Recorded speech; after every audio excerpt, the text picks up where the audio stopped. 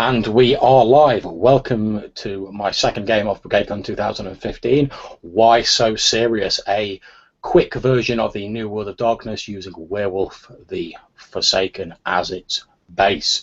Now, obviously we're running BrigadeCon for our own enjoyment and so that you at home can watch the various games we're playing, but also we're asking people to donate, if you can, for a very worthwhile cause, which is the Child's Play charity, which bring board games and various other entertainments to children who've had to have a long stay in hospital just to try and make their stay a little bit more pleasant. So without further ado, I'm going to hand over to Dee and ask you to introduce yourself and say a little bit about the character you'll be playing. Okay, hi, I'm Dee. I'm playing Fang, who is a blood talon.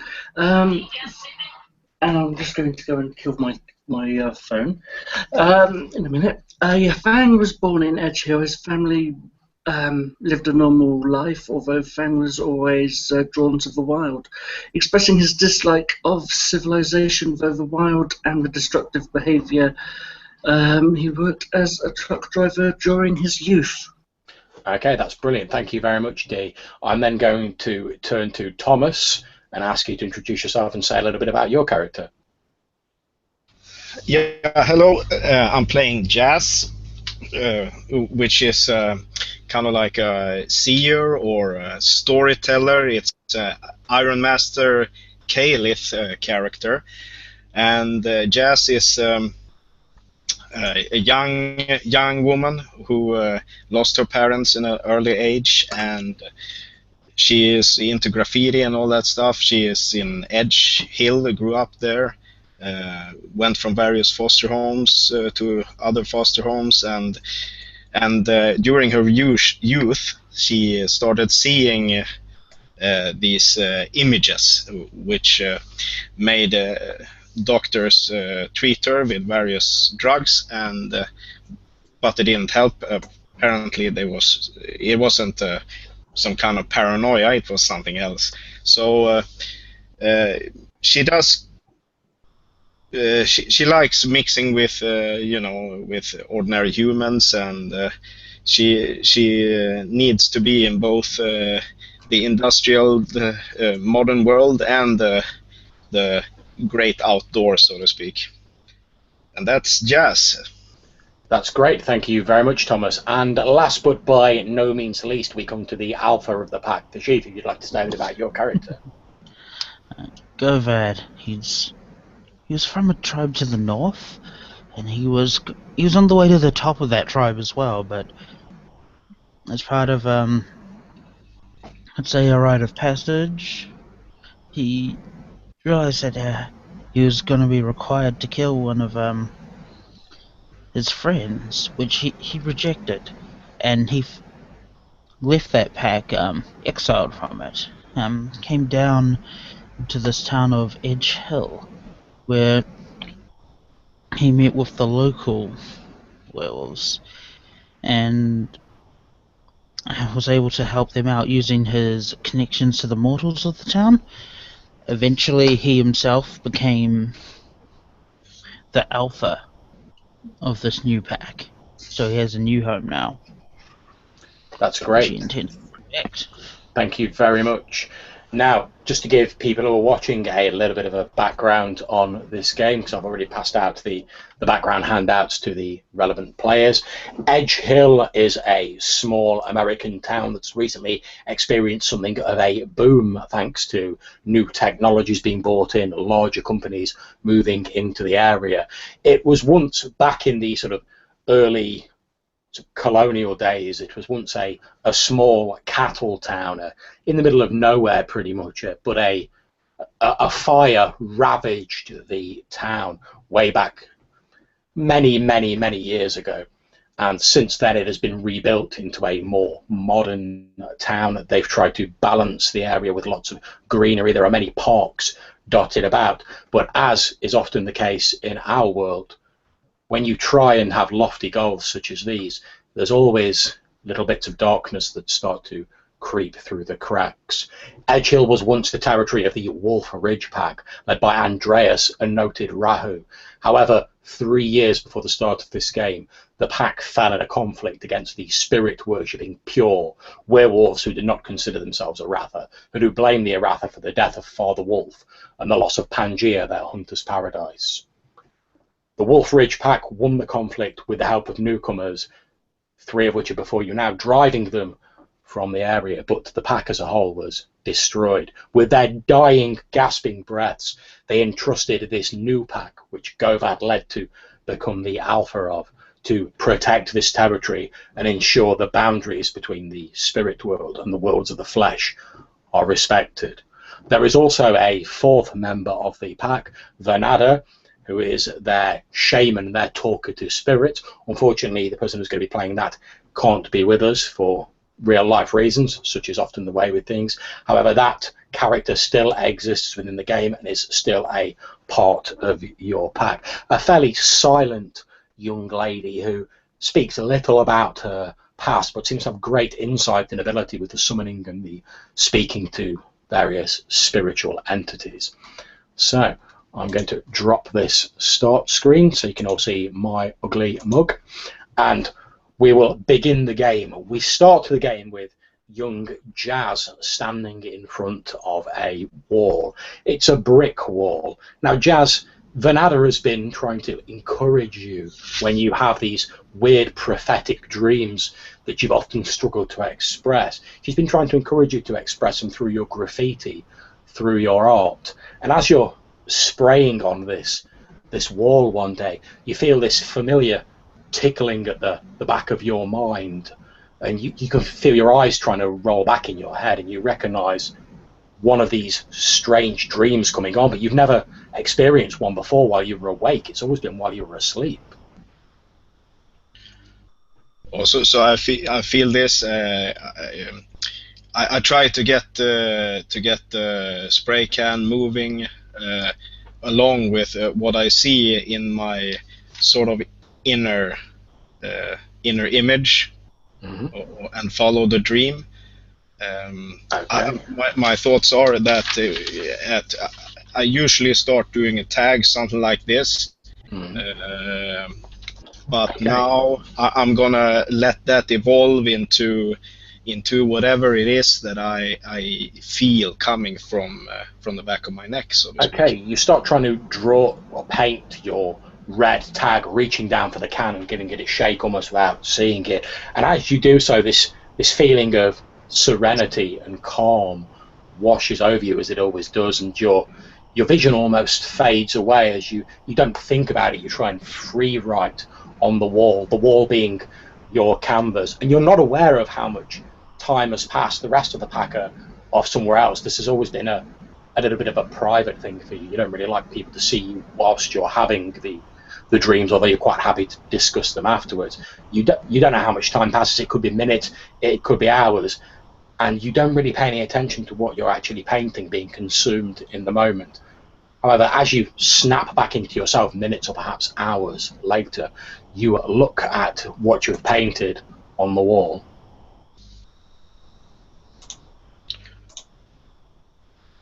I painted death, or I let my eyes rest on this piece, and I feel the fear, the frightening face, the menacing face of that clown kind of like sets.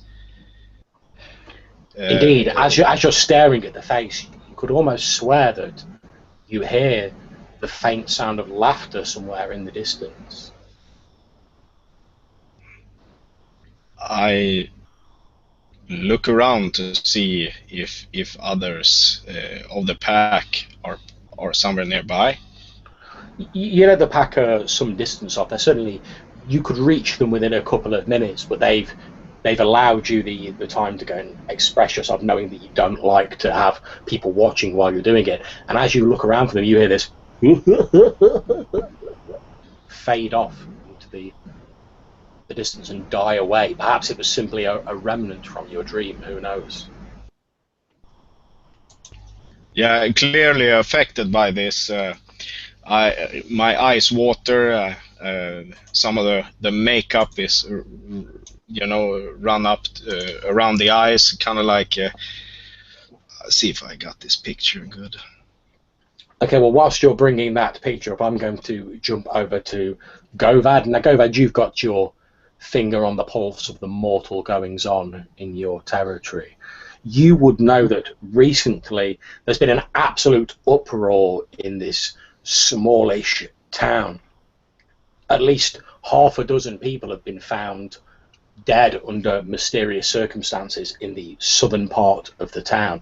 You don't know exactly what's strange about it, but you know that whenever people have spoke about it, they've always seemed slightly rattled or a little bit wary. And you know, the information that's been released about it to the public is nowhere near the level of information you'd expect to have been released. So it's not enough?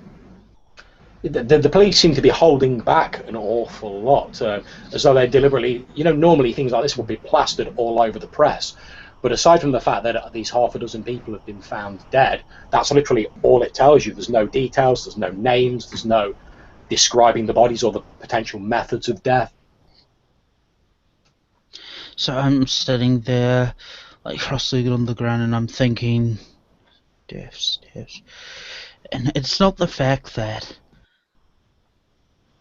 people are dying, or the fact that they're not telling us a lot about it. It's that there's something hunting in our territory, which is probably not something that we like. Indeed, and if you would like to, since it is your territory and something, as you rightly say, has perhaps been hunting here without your say-so or your leave, which is a very serious matter to the Uratha, perhaps you would care to make me some form of investigation roll to see if you've picked up any other news, since, as you say, you have your finger on the pulse of society. Perhaps they have no idea what the hell is going on and they can't connect the dots. Alright, so intelligence investigation. Would you think merit, town planning, resources? If you wish, you can also add the dots of the merit to your dice pool. Alright, I'm just gonna go for the. And then tell me how many successes you get. Rolls of 8 or above. Oh, you're so optimistic, John. Okay, 2 successes, but they were 10s. So. Okay, you've not So really 3 successes. You've not really heard anything particular about these murders, these killings, whatever you choose to call them. However, you do remember just before these murders happened, you heard about another death in your territory that you meant to look into, but it obviously got eclipsed by these multiple fatalities occurring. So something about a child dying at a carnival or something similar. You didn't really have time to look into it any further. Carnival. 2 avenues of investigation. Police find information on the killers, and the carnival. Think, Okay. is it still in town? Whilst Govad is thinking about this, and presumably Jazz is making her way back to the other members of the pack, what's Fang up to? It would be good if I actually pressed the pause button, wouldn't it? Fang, I think, would be trying to connect some more dots as to say, has this happened before? Something's not quite right here. Why this town? Perhaps it's on a wider scale. Okay, yeah, if you want to make me some sort of occult roll, I will say you can certainly do that. Okay, this is going to be fun. Occult roll. Okay, can I put some of my Essence into this? Yeah, I will say, normally you wouldn't be able to, but I'll say since you're sort of looking into the sort of spiritual history of the area, I will say it'd be more appropriate if you wanted to spend a willpower to add dice rather than an essence. Okay, yeah, I'll actually spend 3 willpower. Well, you can only spend 1 willpower at a time, but Oh, right, okay. mark that you've spent a willpower, and that will add 3 dice to your dice pool. Right. So make your roll. So that's 5. No, nothing. Okay, you don't really know a great deal of the spiritual side of things. You're a warrior, you're a fighter. The spiritual side of things isn't really your bag. You do know, however, since you were there and you took part in the fight against the Pure when they came down and destroyed the old pack, that the spirit world in this place has been left scarred by that great, almost mythic conflict that took place between the 2 packs.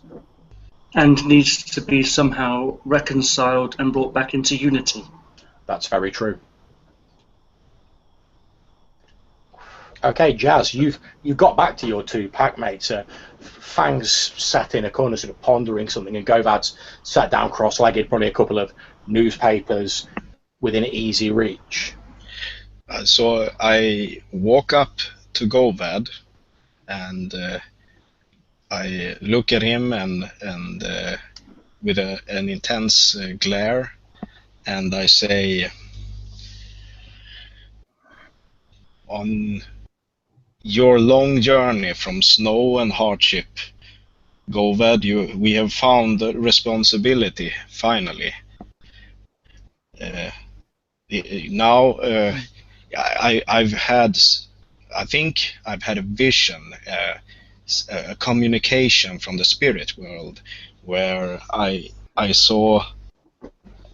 made a painting on the wall, and it showed a clown and the Grim Reaper and a child. I think it was a boy child being pierced by the Grim Reaper's. Sorry, guys. Side. Yeah, thanks. No problems. And it also had kind of like it looked like a circus tent, and some green energy remnants, kind of sparking things. I take a moment to consider what Jazz is saying, if any of it makes more sense. Now, normally you'd obviously consult Bernada about this, since she is your spiritual expert, your guru, if you will, who deals with the spirit world.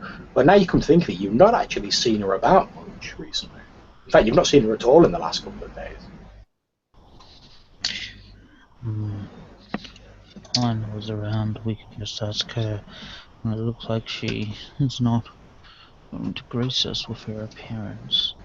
Of course, the other option you do have is you obviously know you have a pack totem spirit who works with you guys. And I'm actually going to ask you guys, you would have a place where your totem spirit is most powerful that you probably use to gain easy access to the spirit world. Now, given that you know the nature of your spirit, the lightning tree as it's called, is to balance the man-made with the natural, what sort of place of power would you have? What sort of locus would you have for your spirit?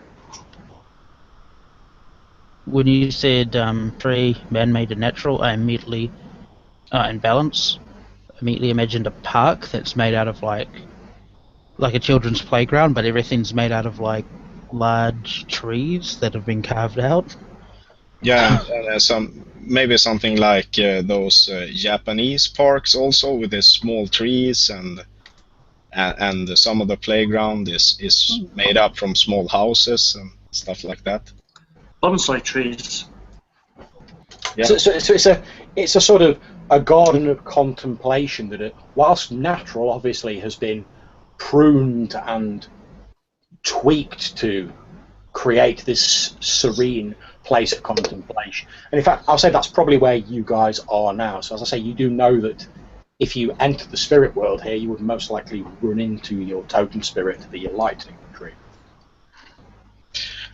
I believe it would be important to cross over to the spirit world and speak to the totem. I think I think this vision is trying to tell us something. I think you may be right. Tell me, have you done this before? Has Uratha taught you these things before?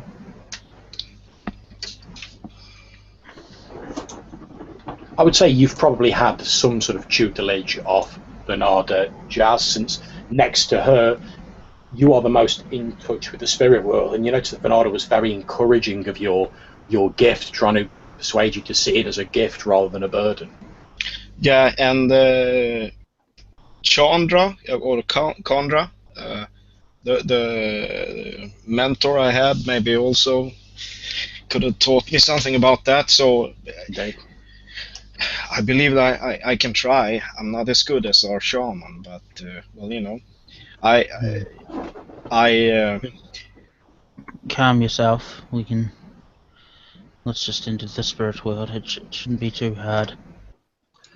Okay, I'll watch over you when you go.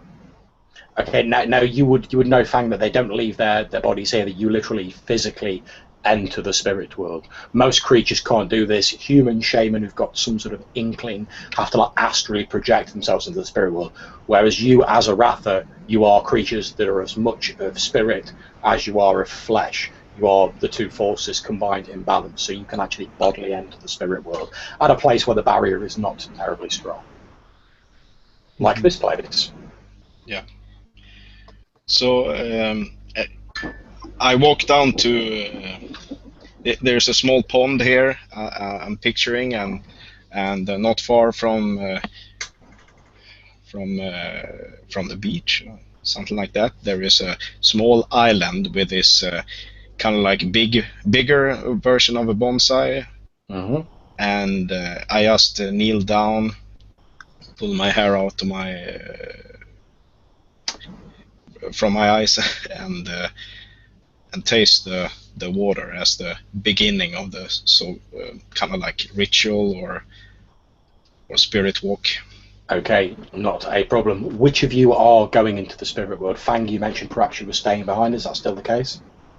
Yeah, I'm just going to keep an eye on the place where they entered. That's very wise, maintaining the security of this place of power, since if you lose it, you are weakened and you are maybe seen as wanting in the eyes of the spirit if you cannot defend yourself.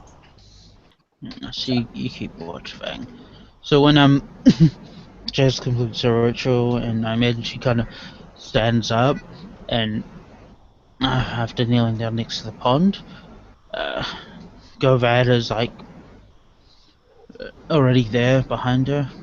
Okay, and as you pass through the barrier between the worlds of the flesh and the spirits, seeming to those in the mortal world, such as Fang, to shimmer briefly and disappear.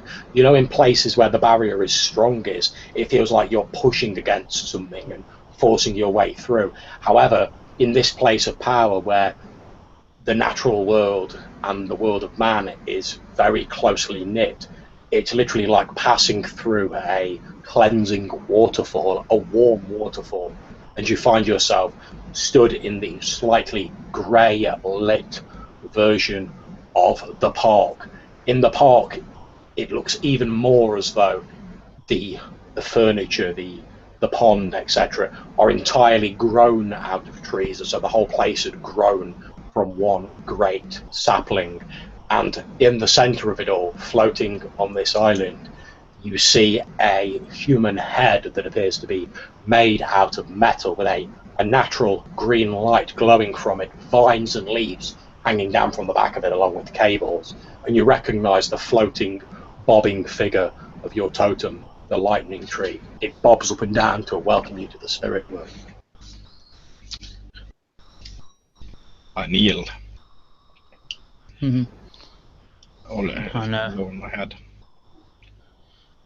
I gotta bow to Please, it. please rise. What is it that troubles you, my children? There have been deaths in this town.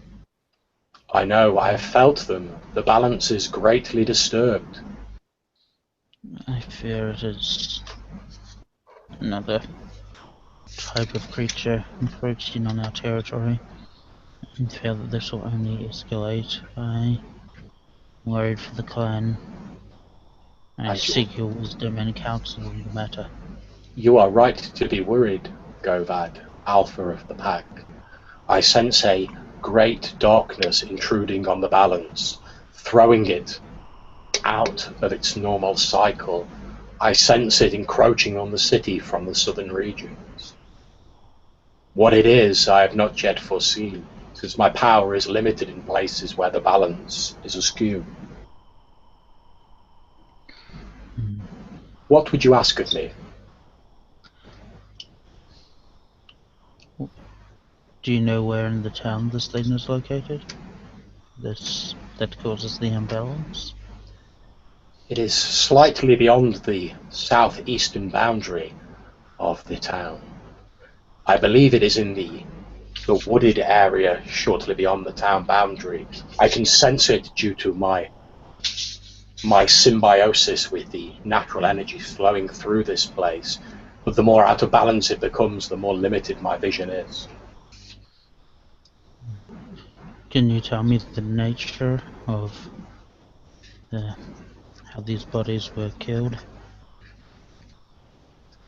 I sense fear. I sense death. And yet, oddly enough, I also sense laughter.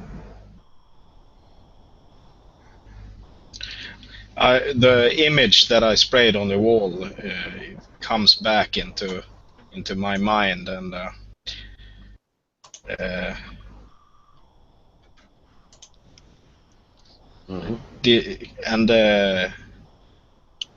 I sort of think, did the lightning tree also see it? The lightning tree turns to face you, Jazz, and says, I sense you are troubled, my child. Yes, I think I had a vision which spoke of death, laughter as a clown, the Grim Reaper as death, and a boy being pierced by a See, the floating spirit bobs up and down in a sign of confirmation, and that says, I fear your pack's loss may be greater than you yet know. I can no longer sense Vernada. Her song has been silenced.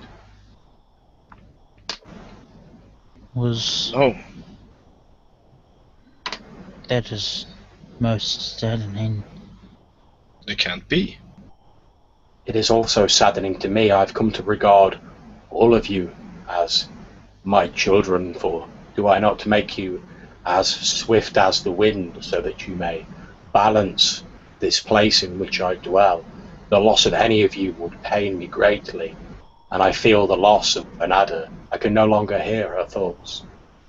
Bernada, did you hear the same fear, death, and laughter? I felt, in her last moments, I felt confusion and great anger, and then it were as though a great dark shadow fell across her, and then there was silence. This boy that died before, did he die in the same manner? It is difficult for me to sense individual humans. Their thoughts blur as one. They are not in tune with the spirit world in the same way as each of you. I feel your presence keenly. They, occasionally, I may see, but in this case I fear that I was blinded by the greater darkness encroaching. Interesting. Can some great force hinder your sense of Vanada. Anything that disrupts the balance will limit my sight, which you are all joined to me. We share a profound bond. Your spirits are part of my spirit. I would know if Vanada was still with us, as I would know, I mean, even if you ventured into shadow, I would know that you were still there. I might not be able to tell exactly what you were doing, but I would still sense your presence, whereas I fear that Vanada is now lost to me. I think that'll be all. I pray you resolve this quickly, my children, so the darkness does not spread. My vision becomes more limited as it does.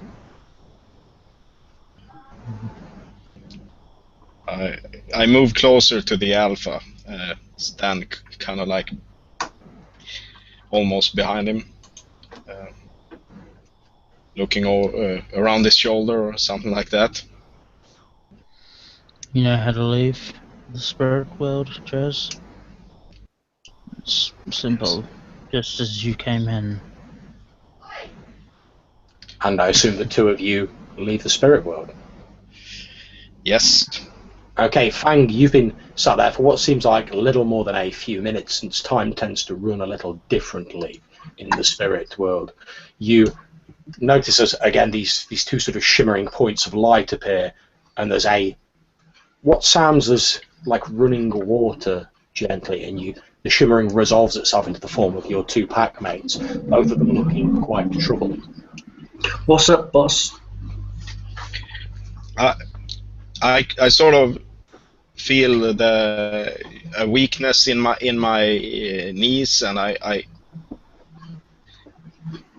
Vanada is gone. Fang, something has killed her. I sort of sorry. I remind you of a scared dog, you know, kind of like a yelp comes, almost, and I just start crying really hard. The rest of you will know, obviously, that Jazz had become particularly close to Vanada as they've been exploring these dreams that Jazz had been having. It's not surprised that she's particularly affected by this. After all, she is a little bit younger as well. She's not used to the often brutal lives that the Uratha lead. Okay, Fang will go up and give her a comforting hug. And I rest on the in this hug, and I feel the power of our of Fang, and I thank you for being here.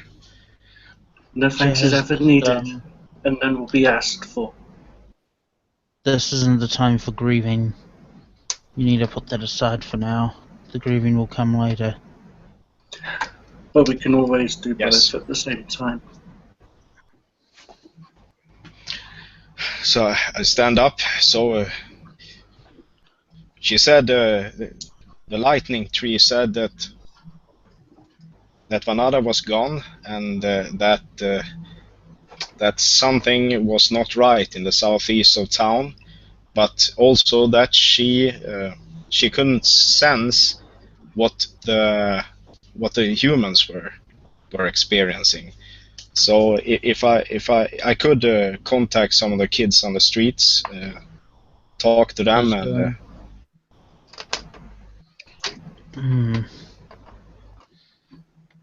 you can do that. Okay, if you wish to do that, Jazz, please make me some variety of a streetwise roll. Oh, I was just gonna say, Fang, why don't you go with her, make sure nothing bad happens. No problem. In the meantime, I will check my own contacts at the town planning committee. Okay, so can you make me an appropriate roll, please, Govad, and also yourself, Fang? Sorry, not Fang, I meant to say Jazz. Yeah, okay. I was just thinking about merits. The sound of the city, I got 3 there. Is that 3 dice? And indeed it is. Yeah. So it'll be a characteristic, a skill, then the extra dots from your background. Yep. And just tell me how many successes you get, how many dice roll 8 or above. I got 3 10s. Okay. Just 3 10s. Okay. So I will deal with the alpha first.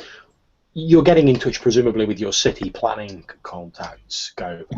You've got your finger firmly on the pulse of what goes on in this city. Jazz might have contact on the streets, but you've got people in the sort of slightly upper echelons, certainly the city planning committee. What is it exactly you're trying to find out? Honestly, city planning committee. So that is, those aren't officials, right? Yeah, they are officials. They sit on the town planning board. Okay, but they are officials, but they're like people who just live in the town, like normal, that have other jobs. Correct. Yeah. Yeah. All right. I was just making sure my concept was right. All right. So basically, my intention is to find out that one part that the lightning tree had a gap of knowledge in. What are the people experiencing? Because surely, one of them must know something.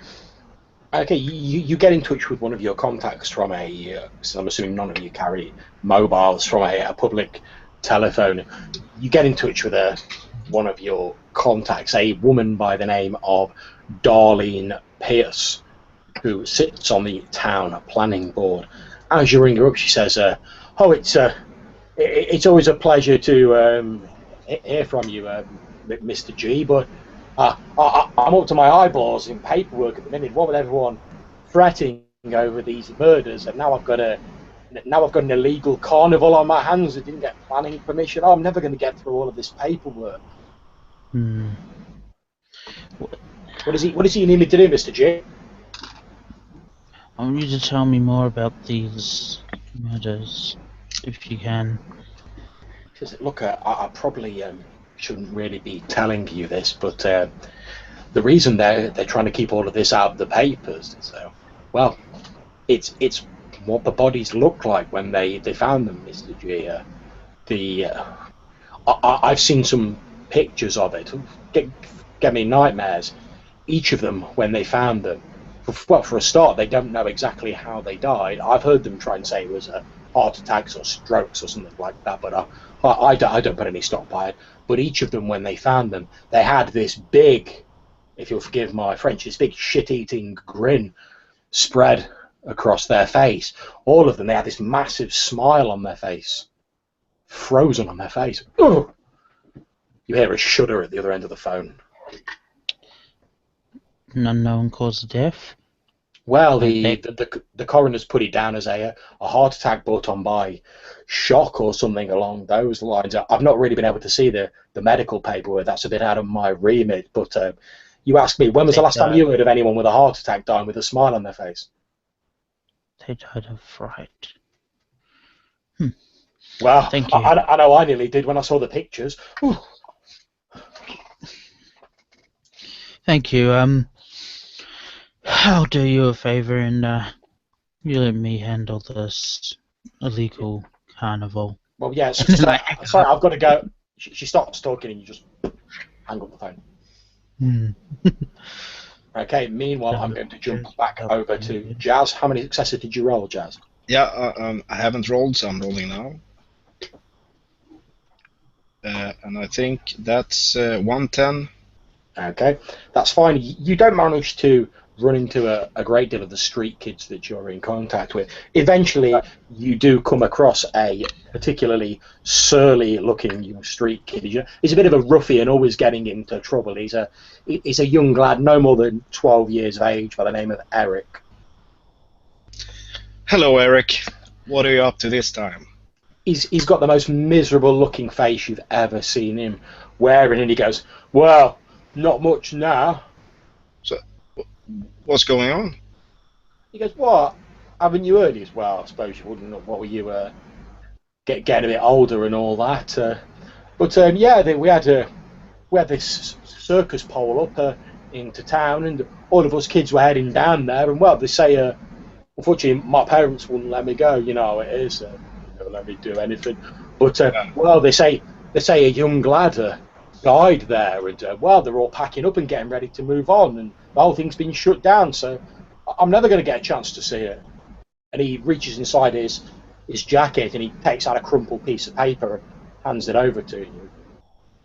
So I grab the paper and roll it out to see what it is. Okay. And also saying I know the feeling, you know, always overprotective.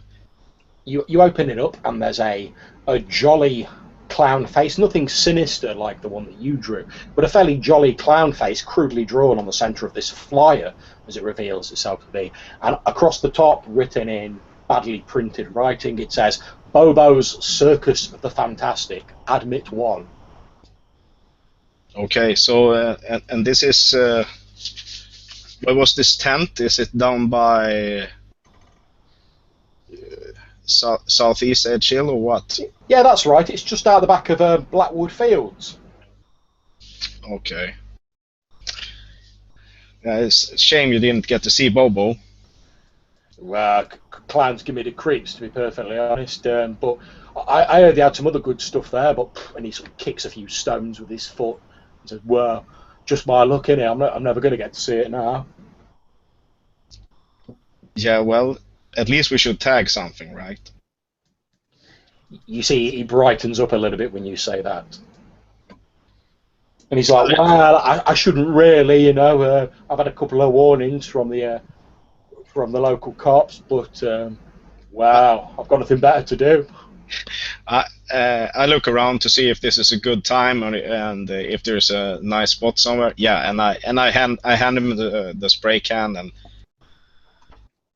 he's like, oh, cheers, Jazz, and he starts drawing a crude stick man on the wall, spraying it with this paint. He's probably spraying more paint over himself than he's actually getting on the wall. That's awesome. Stunning. Yeah, and that's great. Take care of yourself, Eric. Yeah, always do. Someone's got to, ain't they? And he sort of he walks off down this wall, spraying a variety of obscene graffiti and badly misspelt swear words on this brick wall. That's good. So so Fang, you accompany me, right? I am indeed. So I look to you. So should we go back to Govad now, or I got nothing more. Well, how far are we from the field anyway? You're about half an hour's walk. It's not a massively big town. But as you're sort of saying that and older of Jazz, you see a man wearing a policeman's uniform walking quickly towards the young child who's like spraying all over this wall. And he's like, "Oi! You there! What have you got in?" Eric, run! The kid's like, "Oh shit, it's the fuzz!" He starts running off down the street with this policeman chasing after this kid, waving his arms about, shouting, "Come back here, you little hooligan!" Yeah, I hope he makes it. Oh, he should do. He's got quite a head start. You can see the policeman who's chasing after him appears to have got a little bit of middle-aged spread going on, as it isn't in the best of conditions. He's already starting to puff and pant a bit and sort of as he's running after this small child. So you don't think Eric's in too much danger. Ah, that's good. I think we better get you out of here before he turns around and gets you. Yeah, exactly. And I think Eric got some fun too. Oh yeah, what you expect out running a copper? Okay, so what are you guys doing? We're gonna head to just check out the field where the what was mentioned. Okay, Between no problem. the conversation between Jazz and Eric. Yeah, but Fang, we need to talk to Govad first. But the thing is, we're closer, and the thing is, that means it's going to take twice as long. All we need to do is just have a quick look around. Yeah, but what if something happens? Well, I'm here. Now, I will tell you all that if you're willing to spend an essence you can effectively use your totem, the lightning tree, as a sort of a medium, since you're all connected to the lightning tree. So if you're willing to spend an essence, you can effectively pass on a small message mentally to your totem, which could then be relayed on to Govad. Yeah, that's fine by me. Okay, what do you say as you spend this essence, Fang, and you feel the warm presence of your totem spirit somewhere nearby? Yes, my child? We're just going to check out this field that Jazz's contact spoke of. We're just going to have a quick look, since we're close to it now, and we'll be back and we will tell you what we've initially found. The voice that seems to sound in your head says, what is it you wish me to do with this knowledge, my child? If you can pass it on to our Alpha, and just to let him know we're okay. We'll contact him as soon as we are done. Of course, your safety is a great concern to me, my children. I will relay your message, Fang. Also, the safety of innocents also is a great burden as well. The spirit pauses for a noticeably long moment and then says, if that is what you wish, then your concerns are also mine. Thank you.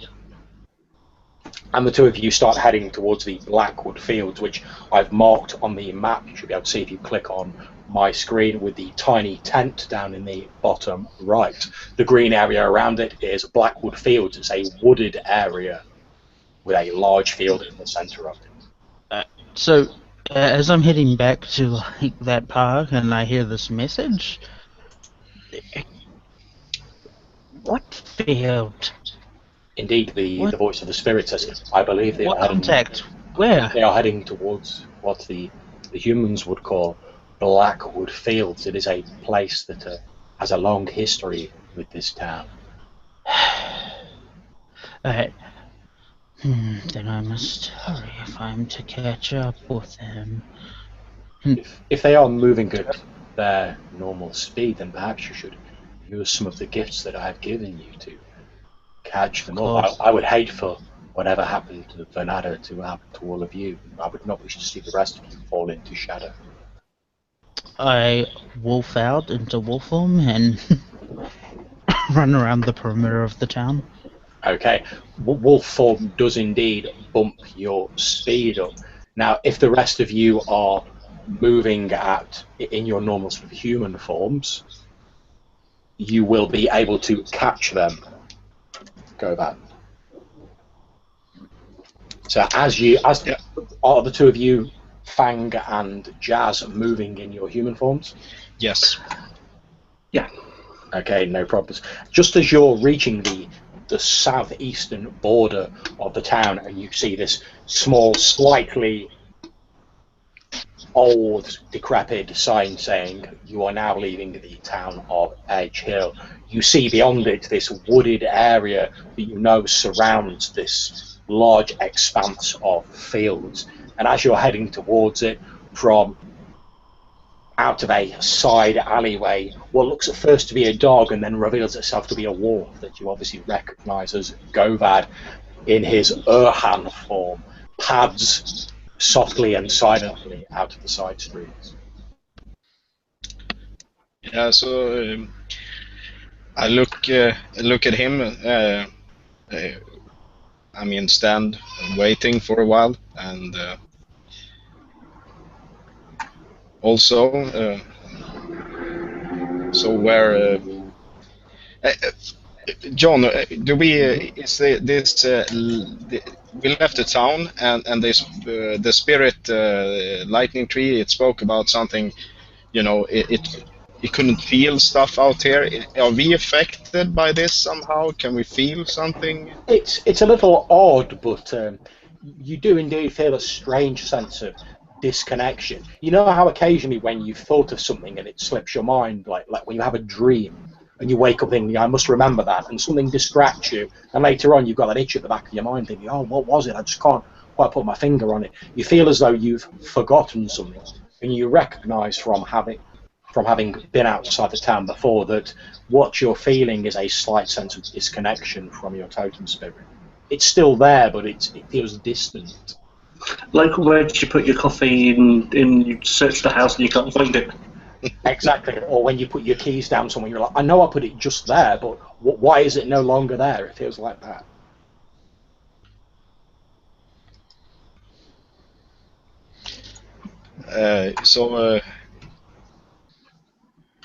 This field.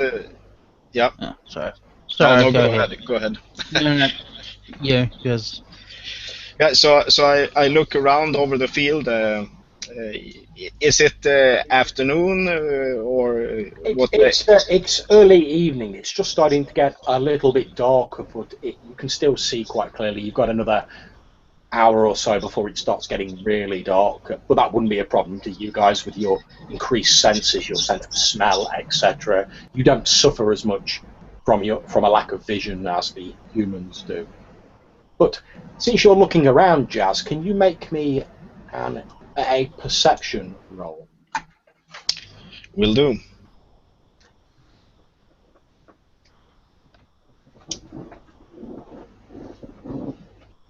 That should be listed under the various different forms on the second page of your sheet. Aha, second page. Thanks. Indeed.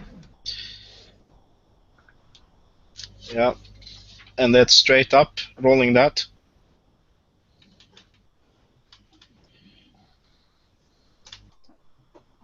Ouch. Okay. You're just getting ready to go into Blackwood Fields when, as you're pushing aside a small shrub to step onto the fields proper, you feel your foot tap against something concealed in the shrub. Oh, so I kneel down and try to, see what I'm stepping on. Okay, as you pull the foliage back slightly, you see what appears to be a leg wearing a scuffed shoe sticking out of this large shrub. Oh, there's something here. What'd you find? When I growl off them and return to my human form. You stretch upwards. How many times do I have to tell you? You know, you're not supposed to come back where you left your leg. As you're moving the rest of the foliage aside, Jazz, you can see that actually the rest of the body, as it reveals itself to be, is also in there, concealed within the shrub. It appears that you've just sort of kicked the leg as you were trying to push the bush out of the way. Yeah. So. Does this remind you of something? Pull it out. No. No, we leave it. Pull it out. Okay, so. If we leave it, then we're not disturbing a crime scene. I look at Bang like, what? Oh, I'm sorry. We don't. I don't That's see fine. that Fang's obviously been sort of thrown a little bit aback by the absence of the spirit that you've all become so accustomed to in the back of your mind. You're all feeling a little bit on edge and a little bit out of sorts. Yeah, so make up your mind, guys. Go bad, am I supposed to pull this out? No, we leave it. No. Do you uncover it? Pull it out and uncover it. I want to see it. Okay, you grab hold of the leg and pull it out. Okay, Fang goes, bad idea. As you pull it out, it's a man in a tattered grey pinstriped business suit. The suit is ripped and torn as though they've been perhaps forcing their way through the undergrowth hereabouts, which encompasses several thorny bushes. And as you pull it out, you see that the face of the person has this expression on it. Oh, it's Joker. Always even with a smile. I get, the hair rising on my neck and get really. Did you find this? Have you seen this before? I Did heard you about expect this. this? I heard about this from Dawn. I was told that all the bodies had ridiculous smiles on their faces, and using my keen investigative abilities, I'm going to look over the body and see if there's anything else I can discern about it. Okay, make me an investigation roll. One success, so I don't think I can learn any more than what I found out for other channels. Okay, it's not a terribly difficult roll, to be honest. So as you're looking over the body, you don't find anything unusual, and then as you sort of pull back some of the clothing a little bit, you see that there's what appears to be a series of tiny bites, almost like insect bites or perhaps spider bites or something similar, literally covering the person's body, but only under where their clothes are. Only under where their clothes are, not Indeed. like Okay. Interesting. Okay, well, you've got your hands on him. Does he have any ID on him? I don't think the identity matters. I mean, there's been... Well, it might for some. Are you going to have a look yourself, Fang, or? Yeah. Yeah, not a problem. You reach into this guy's inner pocket of his jacket after giving him a quick pat down, and you indeed find a wallet. There's a few dollar bills in there, and you see what appears to be an identity card with a driving license, and it says Ricky Soto. There's also a business card in there that says Soto at Law. Soto at war? At Law, L-A... At law, right. And as you're rifling through the wallet, you also find a small piece of paper that's been folded up very small, sort of tucked in the change compartment of the wallet. Yeah. Okay.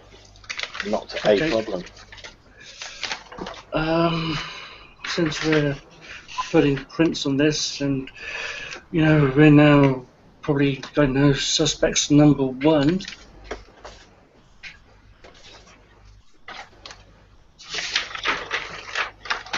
Okay, I'm going to take out the folded piece of paper. Okay, not a problem. You take it out. Like I said, it's been folded very small, sort of about that big, folded over multiple times. Origami. Indeed.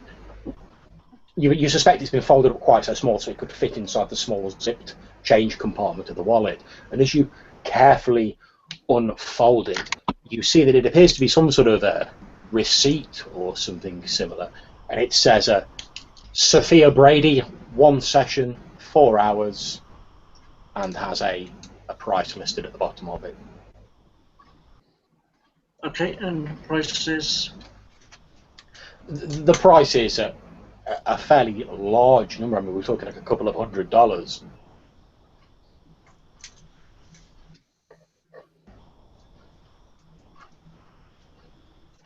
Well, Fang, what did you find out? Well, he's a lawyer. Well, was a lawyer. And he can afford expensive stuff. As you're sort of reading down the paper, which is explaining this to your alpha Fang, at the bottom of the paper you see it says Sophia Brady, licensed psychiatrist by the American Board of Psychiatrists. Well, I was going to assume that or a prostitute, and you wouldn't like that. No, she's a... We probably got change. Yeah, seriously. Gone to see a shrink about something.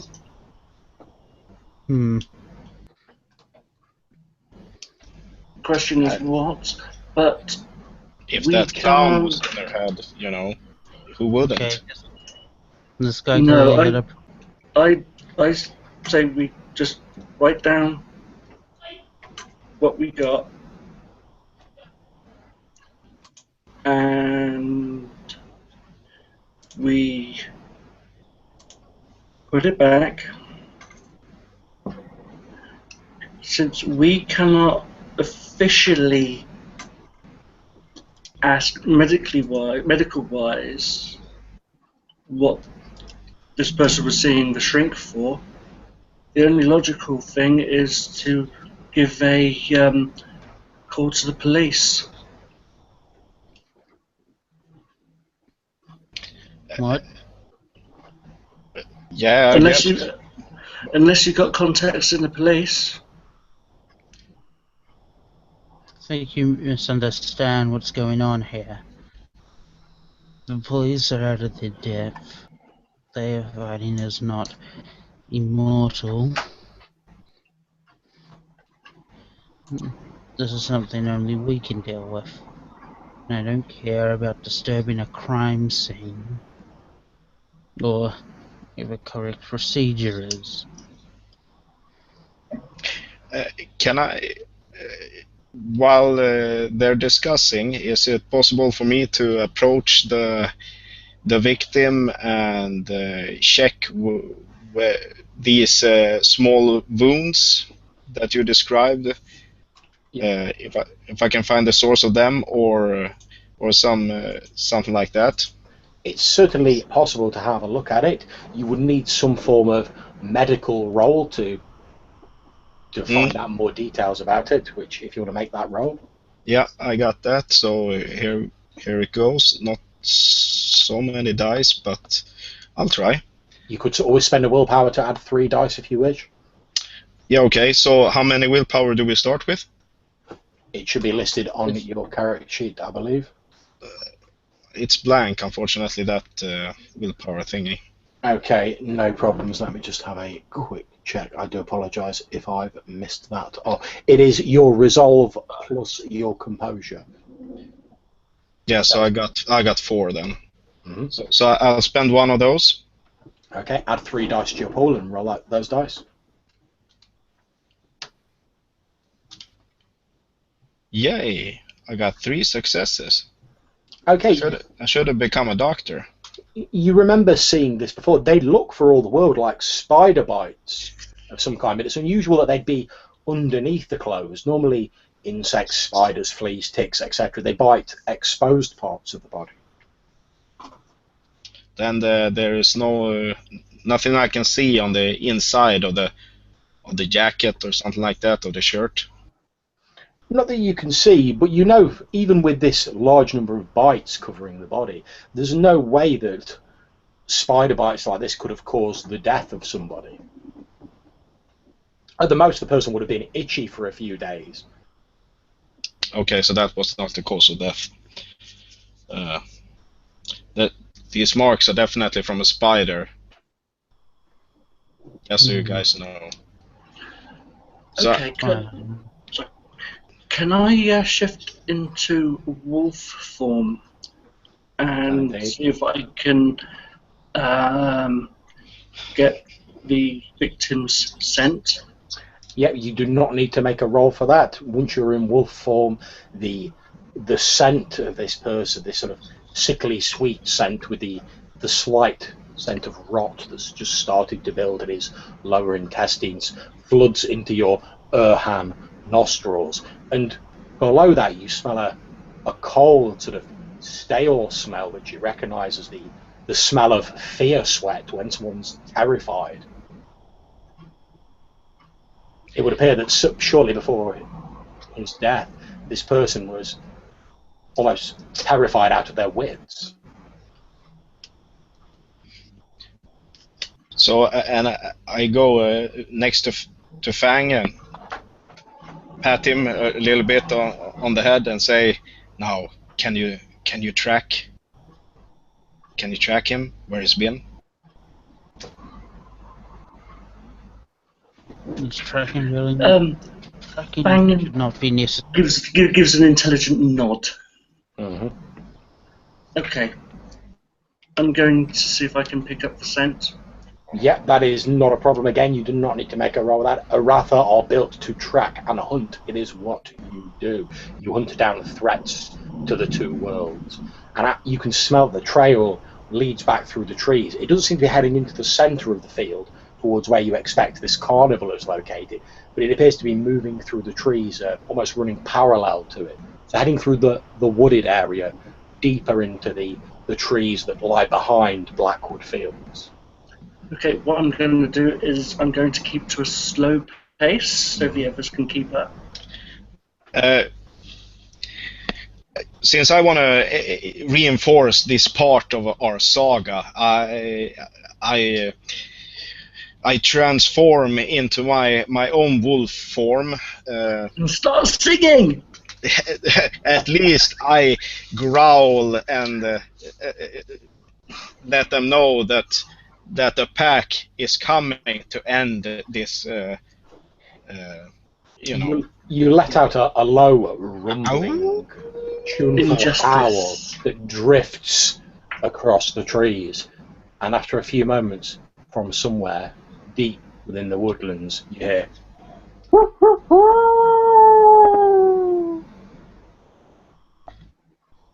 Okay.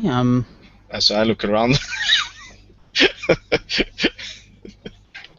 You're scared of a wolf? Yes, I am. Yeah, I'm turning into my wolf form, and I'm running I'm going ahead of... to... No problem, guys. As you're all in wolf form, I will just tell you, you can still communicate with each other because you're a pack. Yeah. You've learned to read each other's body language, but obviously any communication you do have has to be slightly more simple in nature. It's more sort of, enemy there, we go hunt this, rather than explaining anything in great sort of voluminous detail. Would I recognise the howl that would come back? Well, I'll tell you what, make me some sort of a intelligence roll. I think it'll probably be... Can we do a collaborative roll here?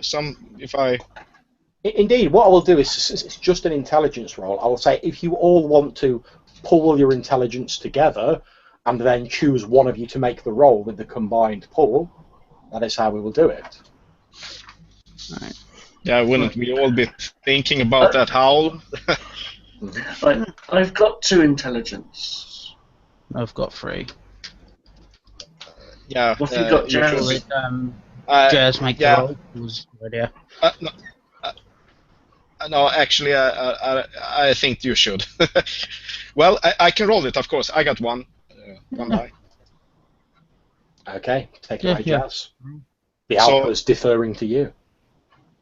Yeah. So what happens now? I roll my intelligence. Your intelligence plus their intelligence. So add 5 to your intelligence and roll that. Indeed.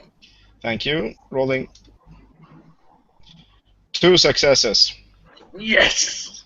Okay, not a problem. As you all think back and you listen to this sound and you're all attempting to sort of concentrate your abilities as a pack, Fang, you feel a cold, icy chill run down your spine. You remember hearing this howl once before. It was the harbinger of the Pure when they last attacked the town, when they threw down the old pack, the Wolf Ridge pack. I make a really low growl and bare my teeth. Yeah, so I guess I loosen the pace a little. Look at Fang. Yeah, like I'm saying, I want to run ahead of the pack, turn around and try to stop these 2. Okay, the alpha runs ahead of you in his Urhan, his wolf form, and turns around to face the 2 of you, indicating that you should stop moving forward. Yeah, I stop. Okay. I'll take 1 extra step forwards, but I will then stop. Okay, can you please make me a wits composure roll, Fang? Since this evokes memories in you of when the old pack was lost, and you fear that perhaps the same thing's about to happen again with your current family. 1 success. Okay, you're a little bit shaken, you're extremely wary, you're on a bit of a hair trigger, but you've managed to rein it in and keep your eyes on the prize. There's a job to do here, you've got to keep it together. So I trample like anticipantly. So Yeah, so I'm barking at Fang, basically communicating to him, stay in line, know your place. Mm-hmm. Not a problem. And it's like, Alpha. And then I lead in the direction. Okay, not a problem. The alpha gives a little growl and a sort of, not a I'm about to attack you bark, but just a sort of a huff and a bark to sort of remind you who is in charge of the pack. Then turns around, gestures with his head for the two of you to follow along after it. Yeah. I follow. Okay, where are you planning to go? Are you planning to head into Blackwood Fields? Are you staying in the tree line, heading for the wooded area just beyond it, or? I demand that we head into the field. Okay. We're not tracking the scent of this guy who died? I never said to. Okay. Yeah, I follow you. The alpha leads you out into Blackwood Field. It's a large meadow in the midst of this wooded area that extends beyond it. You can see it looks as though there are numerous ramshackle vehicles, lorries, cars, etc.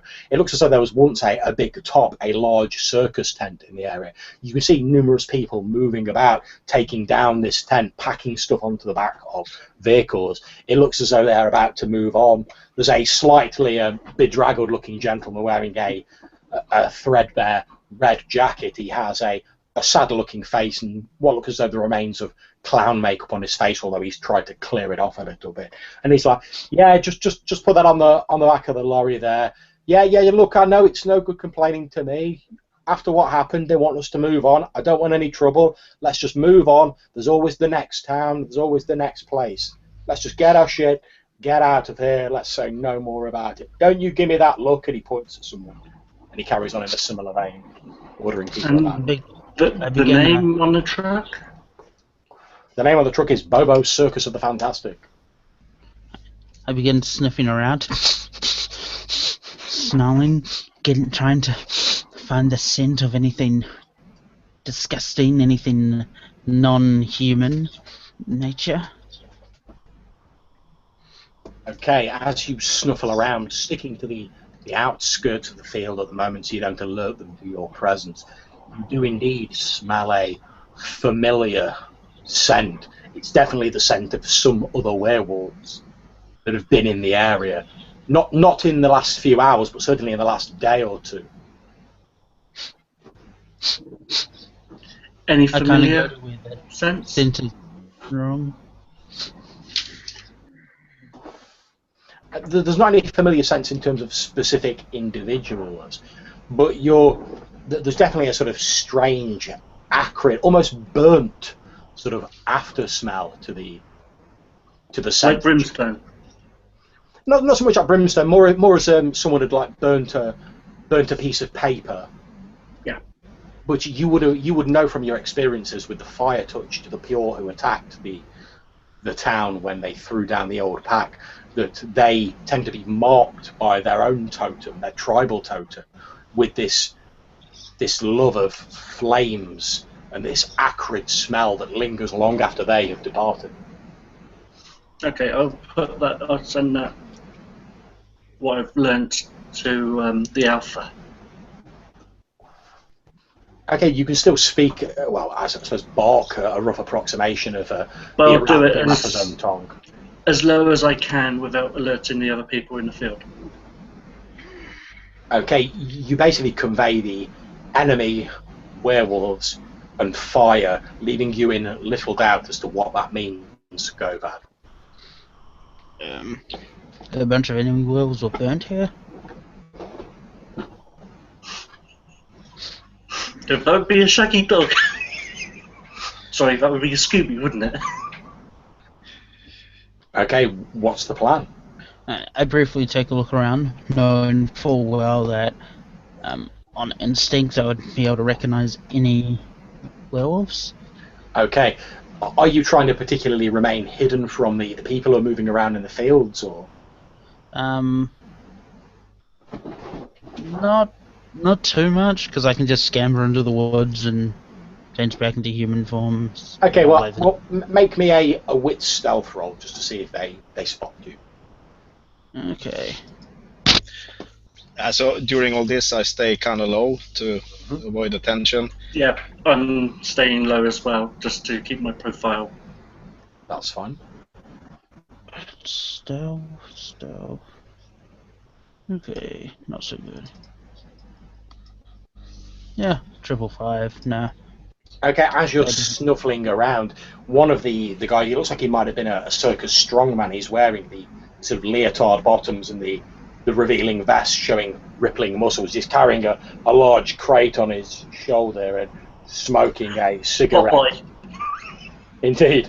He looks over in your direction and he's like, boss, there's some sort of dog sniffing round here. The man in the ringmaster's jacket goes, well, we'll leave it to it. We ain't got time for that. We ain't got no food to give it. Just get on with your work. I don't pay you to stand around looking at dogs. And he's like, oh, all right, pardon me for living. He carries on taking his crate over to this van and struggling with it inside. It's a massive crate. This man must have prodigious strength for a human. Nothing like you guys have in your war form, but for a human, he's fairly strong. He's like, puts this crate on the back of the van and then carries about his business. I'm thinking, I go ahead to Chief. No, I was going to say that I head back into the tree line, but I think you should go ahead because that's the more substantial thing. So, I start by, being knelt down or lying down as in dog form, and I change to human form, and I kind of like walk up and to them and try to pick up something, look like I'm working. Okay, are you changing instantly by spending an essence, or are you taking your time? The way I'm thinking it, I pretty much take my time. Okay, in which case, can you make me a wits stealth roll, please?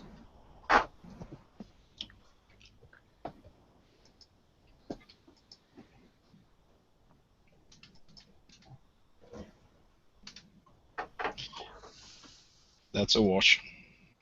Okay, as you're changing, sort of rising up and shedding your wolf form, the strongman has walked back over and he sees you sort of mid-change as you're assuming your human form. Now, you all know that this is the human mind has difficulty accepting what it's seeing since they're not attuned to the mortal world, and he literally sort of falls to his knees, almost pitching forward onto his face, but he puts a hand down to steady himself, and he's like pointing at you, like, all of you with your enhanced hearing, you can hear his heart like in his chest. And he's like, oh crap. I ran back into the tree line and I grabbed Jazz's leg, biting down, not like hard enough to like pierce into your skin. I'm and I gonna just head start to pulling you back. okay, as you drag Jazz back into the trees, the strong man sort of slumps to one side, sort of holding a hand up to his chest. A couple of the other sort of circus hands run over to him, and they're like, oh, what's happened to Lloyd? I think he's having some kind of fit. I'm sorry, Govad. I'm sorry. Yeah. It wasn't supposed to go like that. I was trying to get more intel, you know? I turned back into my human form, looking very disapproving. One thing you do I'm sorry. All of you is as this man with this look of terror on his face is sort of clutching his chest, you can hear his heart slowly slowing down. You know, the likelihood of him actually remembering this, as the human mind tends to paper over anything they can't explain, is fairly minimal. But as his heartbeat's slowing down, it's in the distance beyond the trees, you hear this. I think we may have found something out after all. So this is from the opposite direction of where they all were? This is from the woodland beyond Blackwood Field. Right. None of them seem to have actually noticed it. Alright, come on, follow me. I turn into wolf form again, instantaneously, and then I just run off into that direction. Yeah, I transform and run when I can. So you're transforming into a car. Yeah, Yellow Beetle, that's my favorite. That's his sports Little car. snake. Okay, as you're heading through the woodland, following after your alpha, Jazz and Fang, Jazz, you could swear that although the other two don't appear to have noticed it, you could swear you hear the sound of some sort of mechanical, like diggers or perhaps JCBs or something along those lines.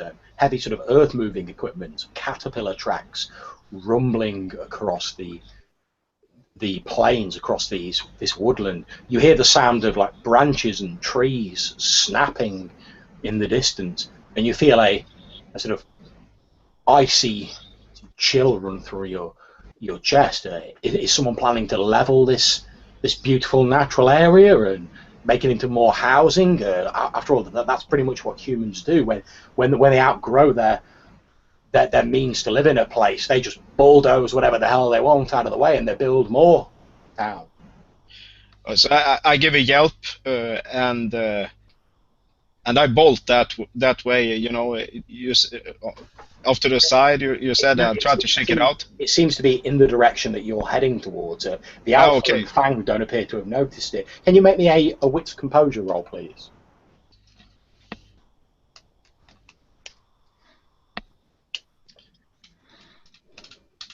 Rolling. Yeah, that looked good.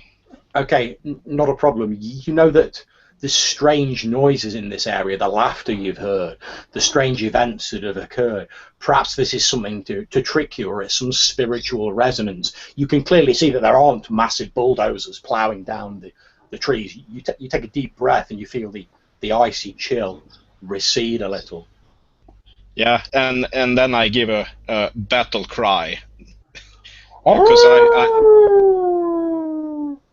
I defeated that vision or that fear that was coming my way, and now I'm stronger for it. As you guys are sort of pounding your way through the woods, running parallel to Blackwood Field, you're getting into the area just beyond the field now, the more heavily wooded area. You hear back from the field a voice going, "Did any of you guys hear that?" And then you're past them. They're behind you, and you move into the larger wooded area. Mm-hmm. Okay, for all intents and purposes, this is part of a large woodland. You would know, being in touch with the Pulse of Mortal Society, go that there's actually a sort of an area of natural historic interest on this area. Part of the reason this is called Blackwood Field and the Blackwood itself is because this is where the original town was situated for the Great Fire that destroyed it back in the early sort of colonization days. And it's been marked as this area of natural outstanding beauty. This forest was planted there shortly afterwards, before the actual town was built nearby. So it's pretty much left alone. You expect that's probably why your contact was getting so steamed that this circus had just pitched up there, because no one's really supposed to set anything up here without loads of paperwork and permissions off the town council. Are you ready for my deductions? Okay. I turn into quick question. Mm-hmm. When we're apart from the human and wolf form, can we speak normally in those other three forms? Okay, when you're in your Dalu form, which is the near human form, which is basically like a large prehistoric sort of muscled caveman, you can speak but with a slight gruff inflection in the human tongue. In Guru, your big wolfman form, you're pretty much restricted to like 1 or 2 word sentences. In your Urshal form, which is like a huge prehistoric wolf, you can't speak human. However, in all but your full wolf form, you can speak the language of the Uratha, because that's partly a spiritual language that only you can understand. Alright. So I'm going to go back to my human form. go ahead. Hulk smash! Alright. That's what you two, human forms. I want to convey ideas to you. Yes. So, who's Dr. Watson? Okay, Fang, as you're saying, who's Dr. Watson, something drops down out of the nearby trees and lands on your shoulder with a slight plopping sound. Bloody birds! As you look at it thinking, oh, a bird's just shit on my shoulder, you see that it's actually a small blob of what appears to be a pink, sugary substance. It looks for all the world like a blob of candy floss. I'm Okay, gonna I'm gonna regret saying look this, up. but I look up. Okay, not a problem. You look up, and at first you don't see anything, but as you peer with your enhanced senses into the trees, you can see strung out across all of the trees is what, for all the world, Like a looks spider like web? a giant spider web, but it's made out of this sickly, sweet pink candy floss. You can actually smell the sugar. You can almost taste it. Ugh, pooey. What in Okay. the world? I'm going into my wolfman form. Not a problem. Your Dallo form. Yeah. And Or do you mean see your what- full sort of warrior form? no, not the near wolf, the middle one.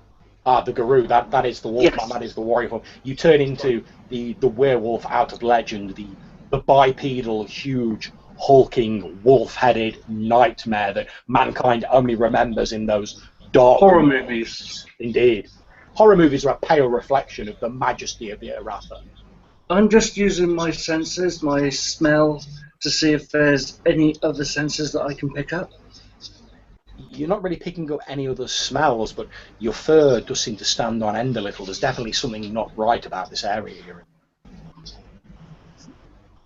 Okay, It's going to take ages to get out of this, but so while things doing that, and I turn to Jazz. I think someone is killing people based on fear. Do you remember what just happened to that strong man? We inspire terror inside mortals. terra But, incognita. Yeah. As you're saying this, Jovan, from further in the trees, you hear what appears to be a small bell go, bring, bring.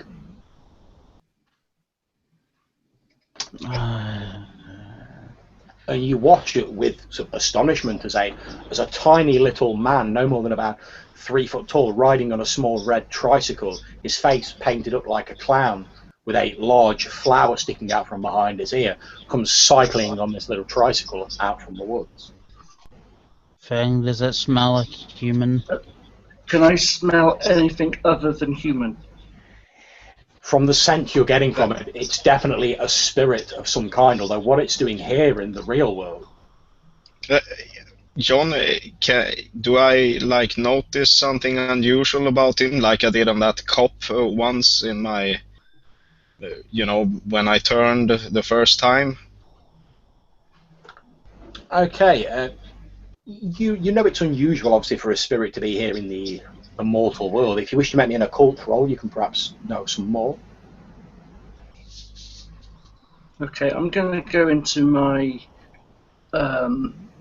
human form, Not a problem. You shrink back down to your human form. and I'm going to say, what is the spirit doing in the mortal realm? You can see that Jazz is peering at this little guy who's big smile on his face, bright red painted lips, clown makeup, slowly cycling towards you. I try to. I use my wits to, try to do that, which I. Okay, make your wits occult roll. Also, I'm gonna spend 1 willpower on that to hopefully get some more info. And 2 successes. Okay, given the big smile on its face and the slightly warm, fuzzy feeling that's coming over you all as it cycles towards you, you think this is a laughter spirit or a spirit of humour. However, it's a very minor one, obviously reflected in the actual size of the spirit itself. it rides towards you and it's like, hey, it's you guys. Can I pull out my Tobin spirit guide? This little figure's like, hey, it's you guys. Stops the trike, throws its arms wide, then starts climbing off the tricycle. Do we know Do you you? know us? No, but it's you guys. Well, yay! What do you mean, you people? People I've not met before, yay! Okay, my hands go behind my back, ready for my knives.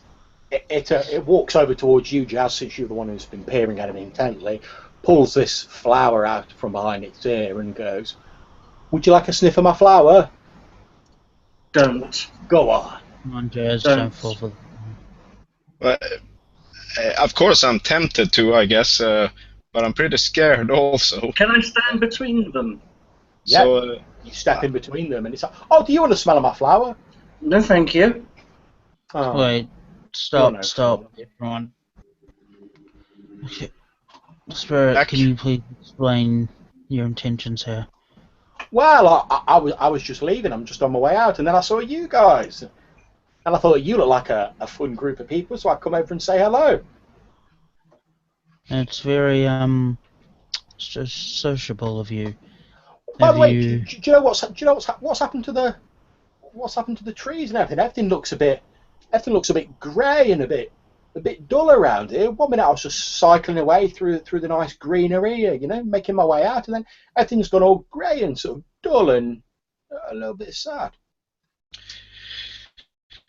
yeah, it could perhaps do with have something to do with the body over there at the back of the field. Do you know anything about that? This tiny diminutive figure's like, oh, I don't know anything about that. That sounds like a sad thing. I don't like sad things. Do you know of anyone who causes sad things to people around here? We have to stop it. This was a nice, happy place. And he points back at the field.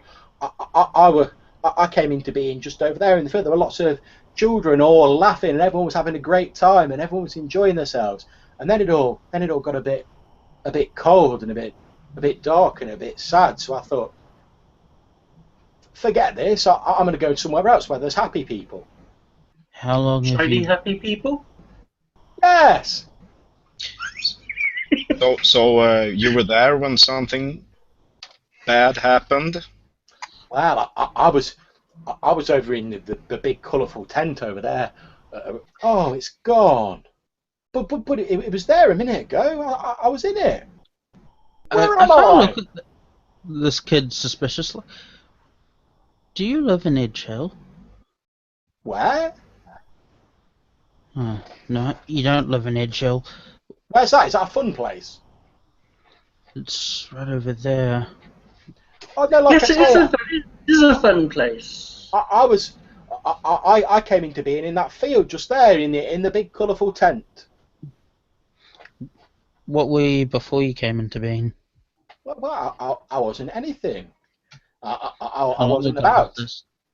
Oh, I don't know. One minute I wasn't there, and then there was lots of laughing in the air, and lots of kids playing, and lots of fun times, and then there I was. Then there was a small, and his face drops and goes really sad, and for a moment the clown paint seems to run a little down his face, almost looking like tears, but over the entirety of his face. Then there was a small little boy, and he wasn't laughing. He was sad, and then he was scared, and that made me sad, and a little tear runs down the side of his face. And then I thought, oh no, I need. And there was something dark and cold and sad there, and I thought I was gonna leave, and I was gonna go to somewhere where there was more happy people.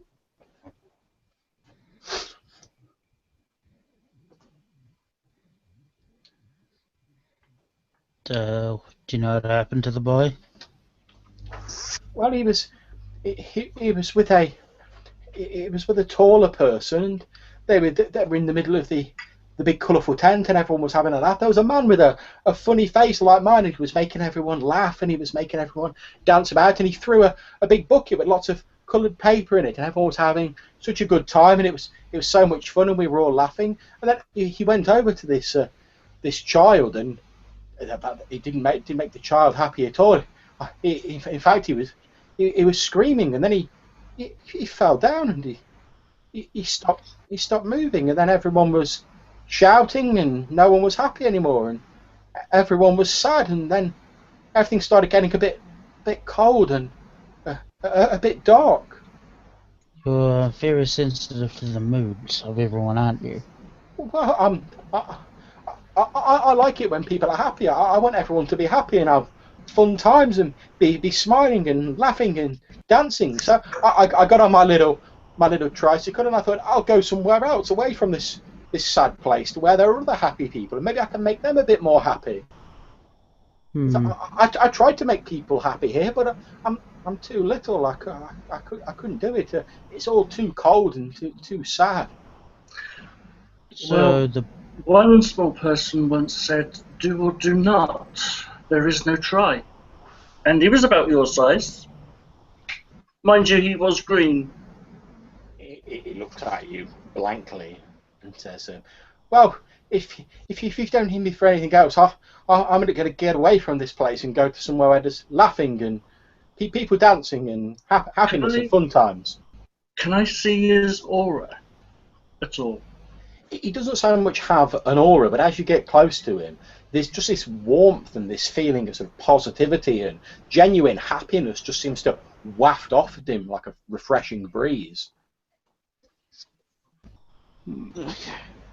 Yeah, you go find your happy place. He climbs back on his tricycle, and as he's doing so, he leans up to you and he goes, "You sure I can't persuade you to have a sniff of my flower? It's really nice."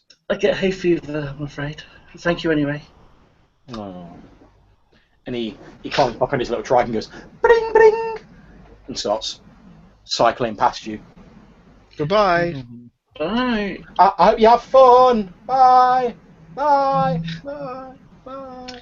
And his voice gets fainter as he cycles off into the distance. At first it was So I think scary, it's clear. but I kind of liked him. So what were you saying, Gova? It's clear. Yeah.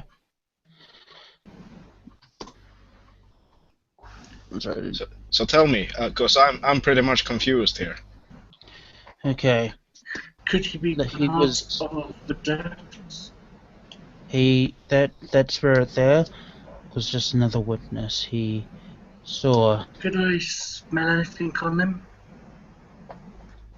Nothing. He didn't have a distinct scent. Just the vibe he gave off.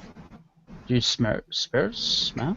Okay. They don't really have a scent so much, but since you are part spirit yourself and you're very sensitive to spiritual affairs, that's why you could sense the sort of positivity and the warmth and the humour coming off it. Okay. So anyway, as I was saying, I feel like he was just a witness to the events. He just likes to be happy, and based on what he described, the fact that many children are afraid of clowns, and the strongman's reaction, I think something is exacerbating the fear reactions. Something is afoot. As you're pondering To this coin again, a phrase. you hear this from deeper in the woods. Okay. Do I recognise it? It sounds similar to the howl you heard before, but as you're continuing to move deeper into the woods, you're thinking, how big are these woods? I mean, you knew they were extensive, but you didn't think they were this big. Okay, I'm looking back up to that pink spider web. It appears to Did we cover enter the spirit world without knowing? You know that. Sorry? You know, Say Govad. again? You know, Govad, that it's possible for people to enter the spirit world without knowing. We're only in a place where literally the barrier between the world of the flesh and the world of the spirit is nothing, and that's very, very rare. Even at your locus, your place of power, there's a small sort of barrier.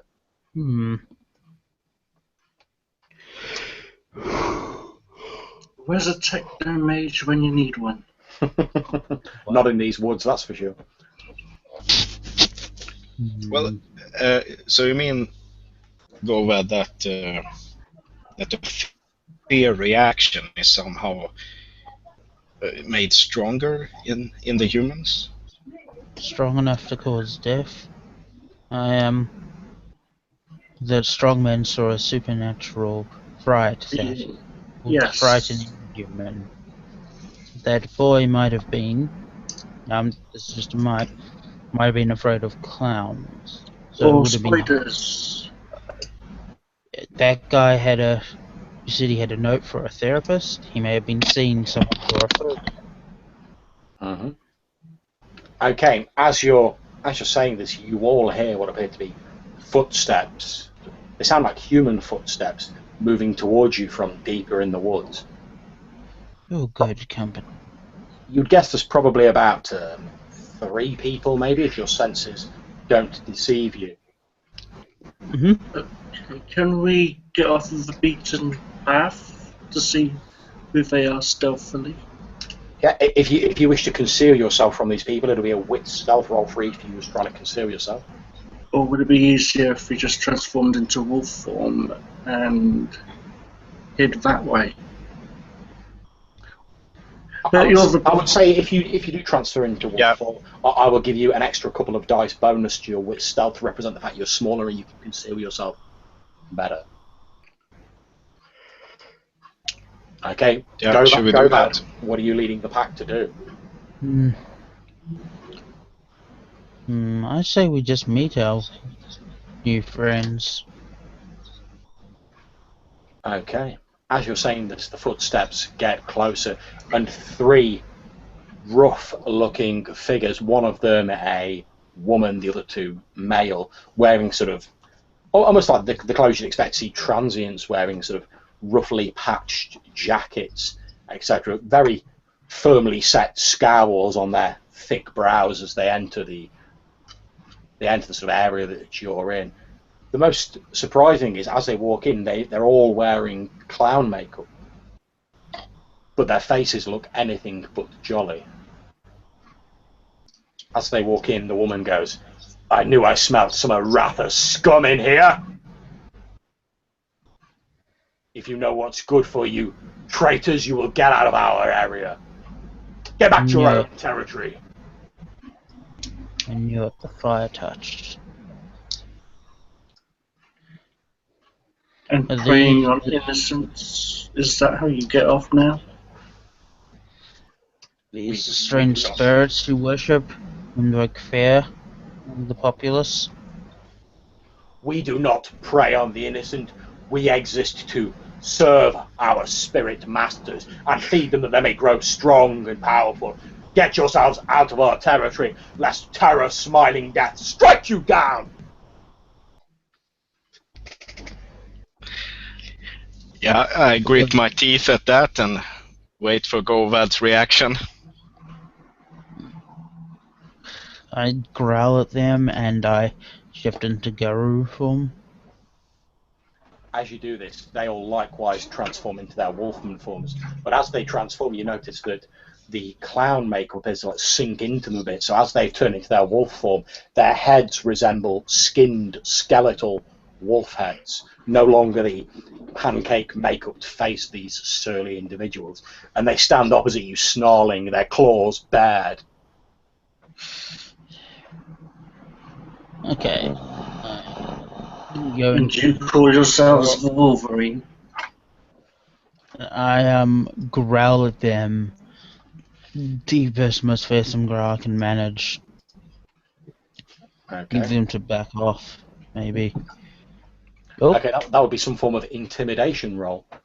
So prisoners do. Oh, that's a 6. What does having that specialization do? Is it just one Specialization gives you an extra dice. Right. Now it's spending a willpower. 1, 2, 3, 4, and yep, just 4. Okay, they slightly back off, shrinking back down into their human form as they do so. as the leader, the female, is shrinking down, just before she resumes her human form, she throws her head back, her skeletal head, and lets rent this massive howl. And somewhere high above you, you hear a rustling in the trees. Okay, I'm backing away from the trees. As the woman shrinks down into her human form, and they all start falling backwards back into the safety of the woods, the woman, now wearing the clown makeup again, goes,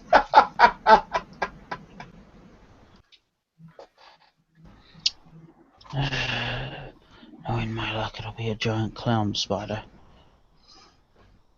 Not to be laughed at.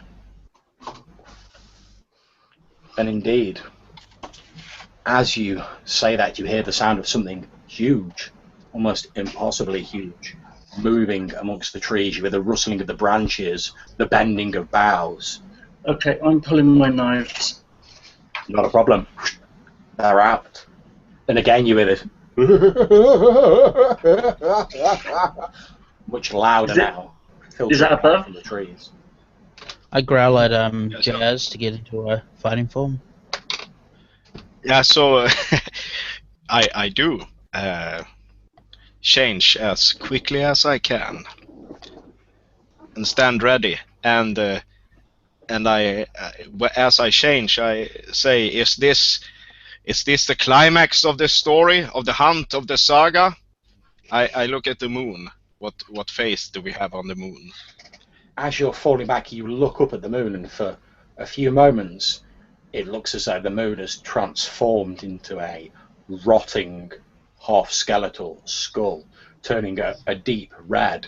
As you fall back slightly, Jazz, you feel a gentle hand placed on your shoulder, and a very calm voice says, "Yes, of course, dear. It's all part of the story. Now it's time for your medication." And as you look around, you see a man stood behind you wearing surgical gloves and an operating gown with a surgical mask over his face, holding up what appears to be a syringe with a green liquid in it. "Now, if you just relax now, you're hallucinating, dear. Just let us administer your medication and everything will be absolutely fine." No, there's nothing wrong with me. Okay, to the other two. What are you doing? You see Jazz spin round talking to thin air, apparently. Okay, I'm going to throw my knives there's nothing wrong. into the trees. Okay, you throw your knives up into the trees, and again you hear this.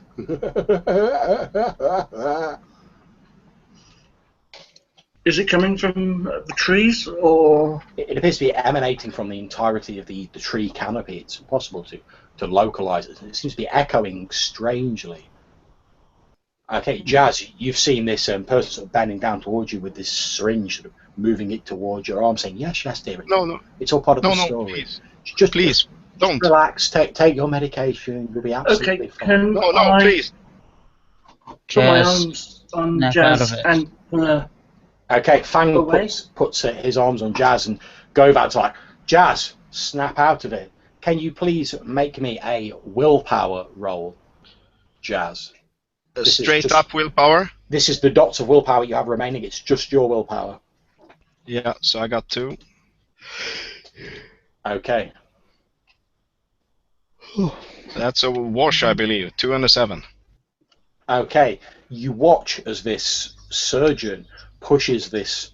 It's almost like you're unable to resist it as this surgeon pushes this hypodermic needle into your arm, and for a few moments you're back in the hospital ward where you were treated for your hallucinations during your first change.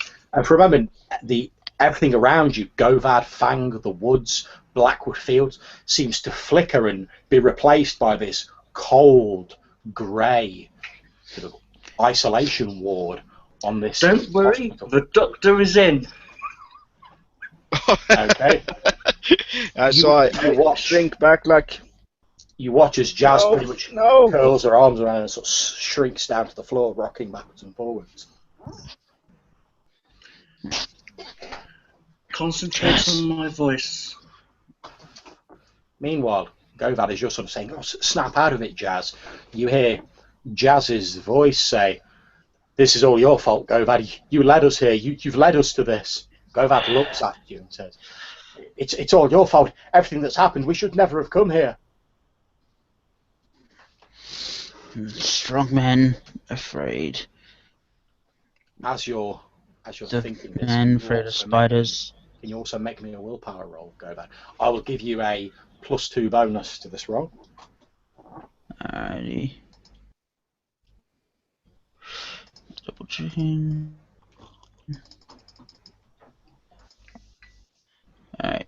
3 10s. Okay. For a few moments, your eyes widen in horror as you see your pack crumbling around you, blaming you for everything that's gone wrong and for the failings. Then you shake that shit off. You haven't got time to be like worried about your own fears and insecurities. Your pack mates have to come first. Jazz is pretty much out of it. Lord only knows what sort of weird terror is going to be visited on Fang next. You've got to pull it together. I kind of like hype myself into like a frenzy. I think your tricks will work on me. Okay, Fang Alpha. As Govad stands up and sort of turns around and goes, you think your tricks will work on me? The pack Alpha, as he turns around and faces you, Fang, suddenly this knife bursts out of his throat, clean going through his throat from the back, and you see one of the pure rising up from behind him, pushing Govad's body to the ground. You watch as another one emerges out of the trees, quickly walking over to where Jazz is still rocking backwards and forwards, pulls her head back, draws a knife across Jazz's throat, and blood sprays out everywhere as Jazz falls to the ground. You watch Fang as your two pack mates are murdered mercilessly in front of you. You feel your pack, your tribe, slipping away as the pure reach out their burning hands. Can you please make me a willpower roll, Fang? This is not real. I will give you a +2 bonus as well. 2 successes. Okay, you grit your teeth and you're like, well, I know what this is. This isn't real. And as you shake your head and open your eyes again, you can see Govan looking at you with a slightly worried expression on his face. Jazz is still rocking backwards and forwards, but they appear entirely unharmed and there's no sign of the pure. They appear to have melted into the trees. Yeah, show yourself. Your plan has failed. We are not your victims. A strange voice echoes down from the trees, and it's weird. It's like two voices overlaid on top of them. One of them is quite jolly and talks like this. And the other... Game show host, man. Indeed, it does sound like a caricature of every game show host and funny man you've ever seen on comedy TV. But behind it, there's a sinister, rasping voice, which is the one I shall convey. This Emperor Palpatine. Indeed. This voice says, "Step into my web, little wolves. If you would challenge me in the place that is the heart of my power, see your fears laid bare. But trust me, you will die with a smile on your faces." You know what? You sound a bit like Joker. You know what? Should we call Batman? As you're saying this, a piece of fabric back drifts down and lands at your feet, Jazz, and it appears to be a wide-brimmed, deep purple hat. Oh, I pick it up. Okay, you pick it up and see it has a I headband look at the around it. hat. Don't touch it. Don't put it on. Okay. You others see it too? I'm not in the ward anymore, or have You've slowly started to like recover yourself, and the ward has like faded away. You're back in the woods as you pick up this hat. The presence of your pack mates stealing themselves has given you a bit of heart as well. You can't let your story end with a whimper rather than a bang. So, and as you pick up this hat and as you turn it over, there's a small label inside it that says "Property of Adam West." Property of Adam West. But Adam West?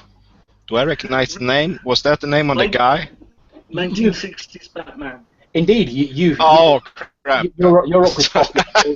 You do remember some sort of really cheesy old like series that you've probably seen on cable on repeat, where it was a sort of comedic portrayal of the dark comic Batman, the Caped Crusader, very campy, very sort of 60s. And you remember that the guy who was playing Batman, you think he was called Adam West. Okay.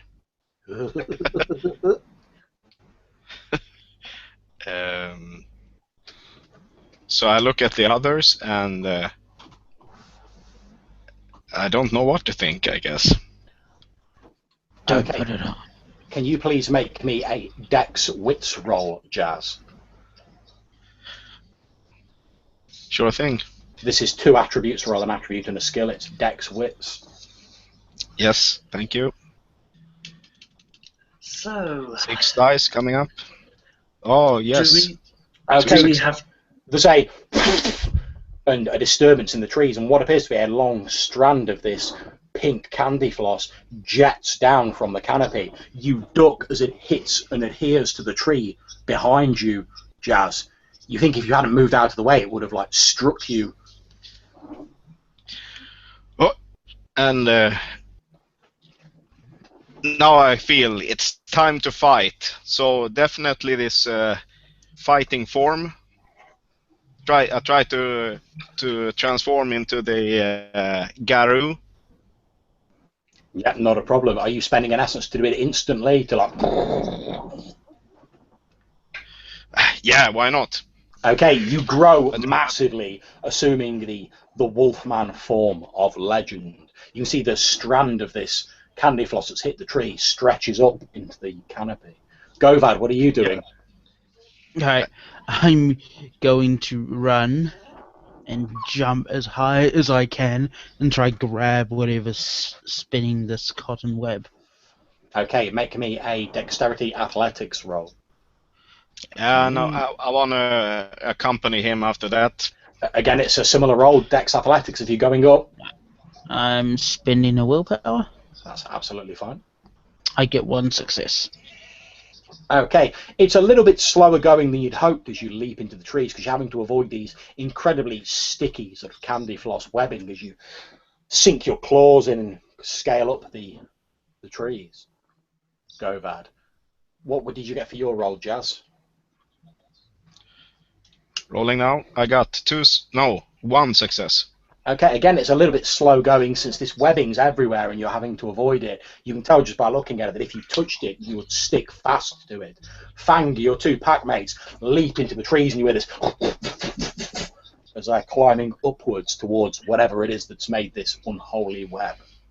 You fight us on the ground. In neutral ground. Again, this twin voice says, "And why should I do that, little wolf? I have grown fat on the fear and death of mankind. You pose no threat to me. If you would challenge a god, then you would do so in their temple." You're not a god. If you were a god, you would... You're not a god. Come and face me. Okay, the 2 of you are scrambling up into the trees. As you reach the upper level of the canopy, you see, perched on a branch, what appears to be a cowled figure, rather like the black-robed figure you draw on your original painting, Jazz. It looks to be a human figure, its features entirely concealed, aside from its arms, which are skeletal, with small scraps of flesh clinging to them. But at the end of each arm, it wears a large pair of white Mickey Mouse gloves. It's Darth Mickey Mouse. Indeed. As the 2 of you have climbed high up into the branches, you can see this figure perched on the branch, this cowled figure.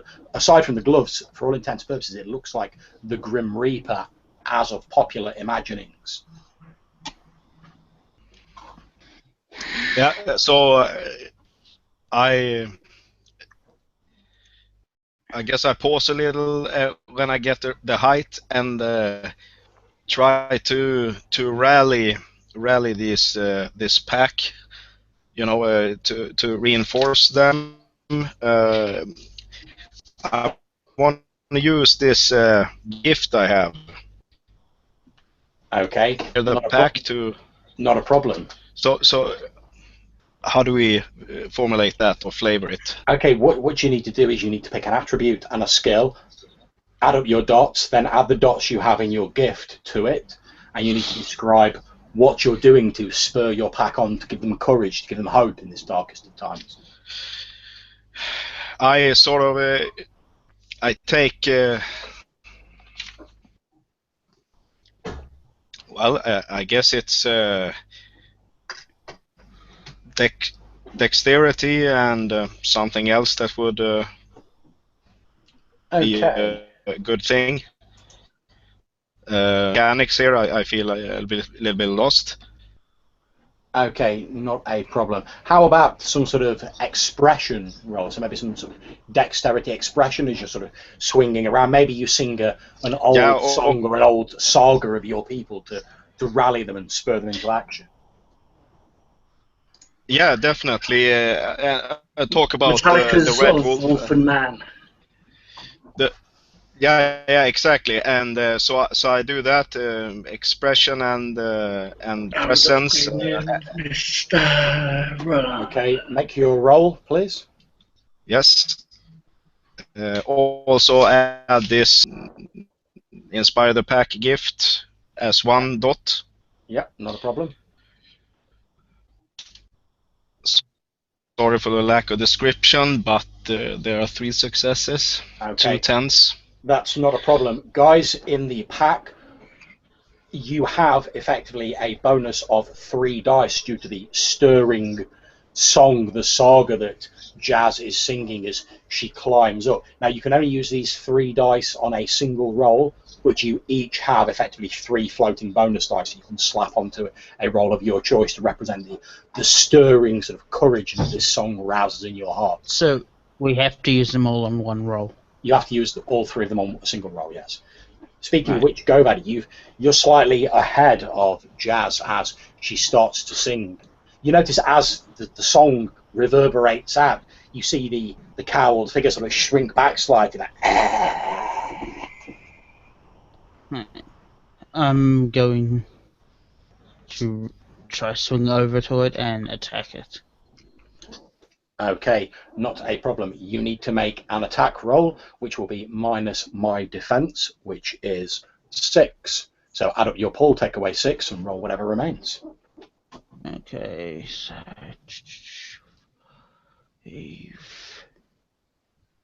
I'm just checking. 1 plus 3 plus 1 willpower. Are you going to use the bonus? Yep. Okay. From the war song. Just remind and I'm spending willpower. Yeah, no problem. Okay. Make your roll.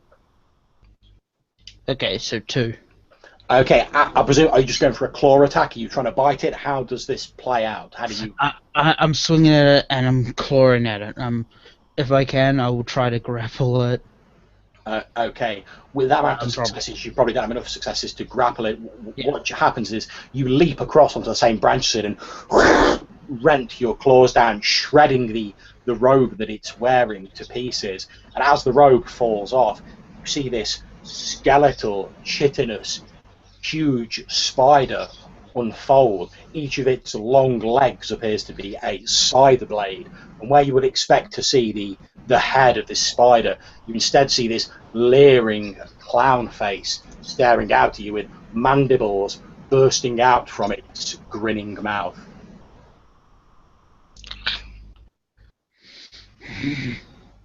And it attempts to attack you back, lashing out with one of these scythe-like legs. What is your defense, Govad? 3. Okay, not a problem.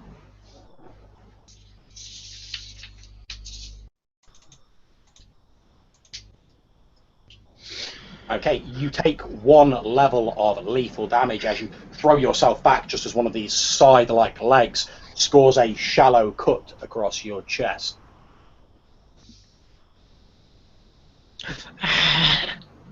you've now made it up onto the sort of same level of branches, Jazz. You can see this huge spider-like creature lashing out at your alpha. You watch as he falls back, a shallow cut across his chest that's already starting to close thanks to the Uratha's famed regenerative abilities. What do you do, Jazz? Yeah, I sort of use the branches as like a jumping board, or how to describe that, and I really like lunge, and I try to claw into the where these legs come out. I go for to incapacitate its movement or something like that. Not a problem. This will be a dexterity brawl roll. Now, don't forget, if you're in your war form, your dexterity will have altered, and what your dexterity is now will be written on the second page under your war form. So it's whatever your new dexterity is plus your brawl. I believe your new dexterity is 4, right? Add up your dex brawl. Your dex is 4 currently. I believe your brawl's 1, if I'm correct. Yeah, it is. So I'm rolling 5 dice. Okay, well, I would tell you normally. Wait. No, go ahead. My apologies. You had 6 defense, or? That's correct. Yes. So I'm spending my Moon Song of Warriors or something like that. So now so I had 5. And you defended with 6, so I'm attacking with 2. Is that correct? That's absolutely fine. I know you've added your 3 bonus on from your war song. Don't forget, you can also spend a willpower if you wish to add another 3. Yeah, I'll do that. And so I only have 1 willpower left now. Okay, as your willpower is being dwindled away, sapped away by this place, you're starting to feel a sort of slow chill seeping into you. You think you really need to get this dealt with quickly. Yeah, so I attack with everything I've got, and I hope that I want to see the proper moon again. Okay, give it a roll. Yeah, so I got 2 10s.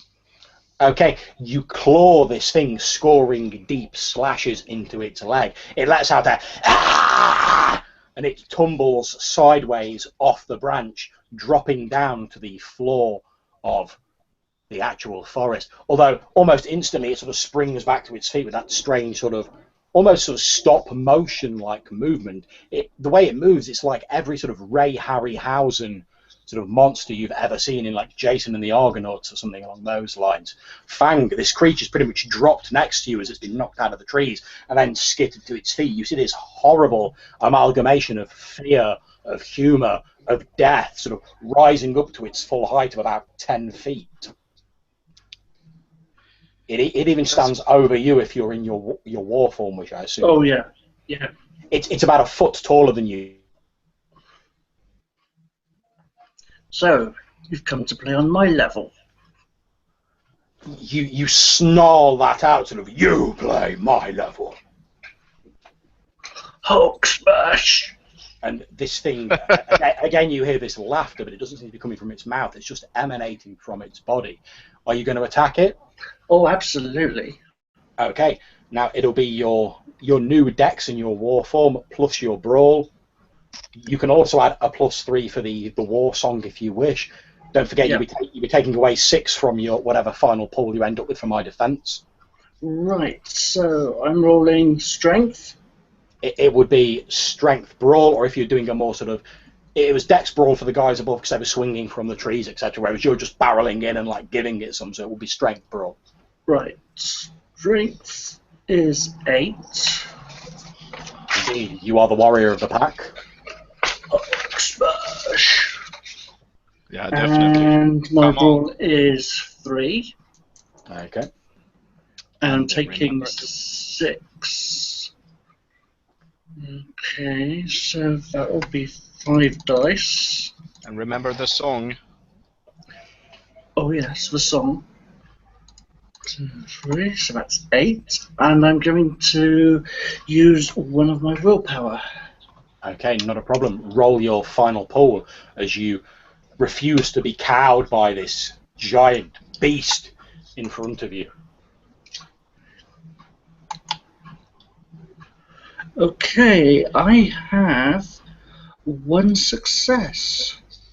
Okay, You leap forward, planning on delivering a vicious blow to it, but as your claws scrape it, they seem to scrape off the armoured chitin of this spider creature, at which point it lashes out with one of its scythe-like legs towards you. What is your defence at this moment, Fang? Okay, my defense is 2. Okay.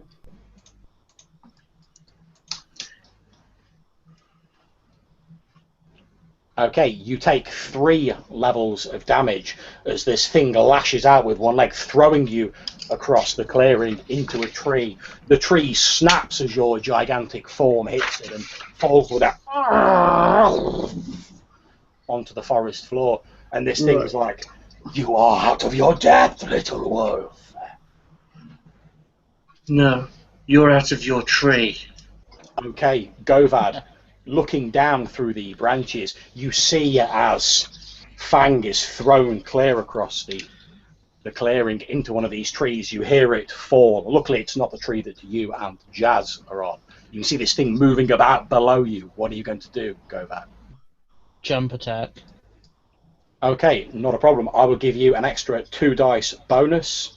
Obviously, you don't get the war song anymore because you've used that, but you get a 2 dice bonus because you're using gravity as well to add to the weight of your attack, and it will be a strength brawl this time, since you are literally just dropping down on it and trying to give it some. Alright.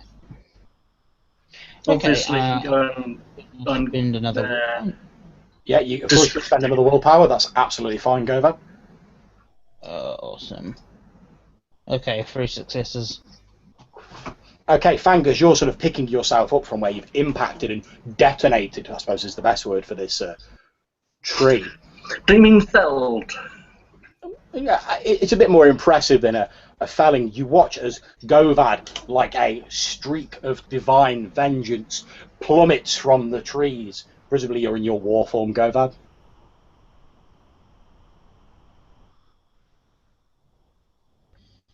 Okay, Govad plummets down onto the back of this creature, sinking both claws into this beast. It rears up and this horrific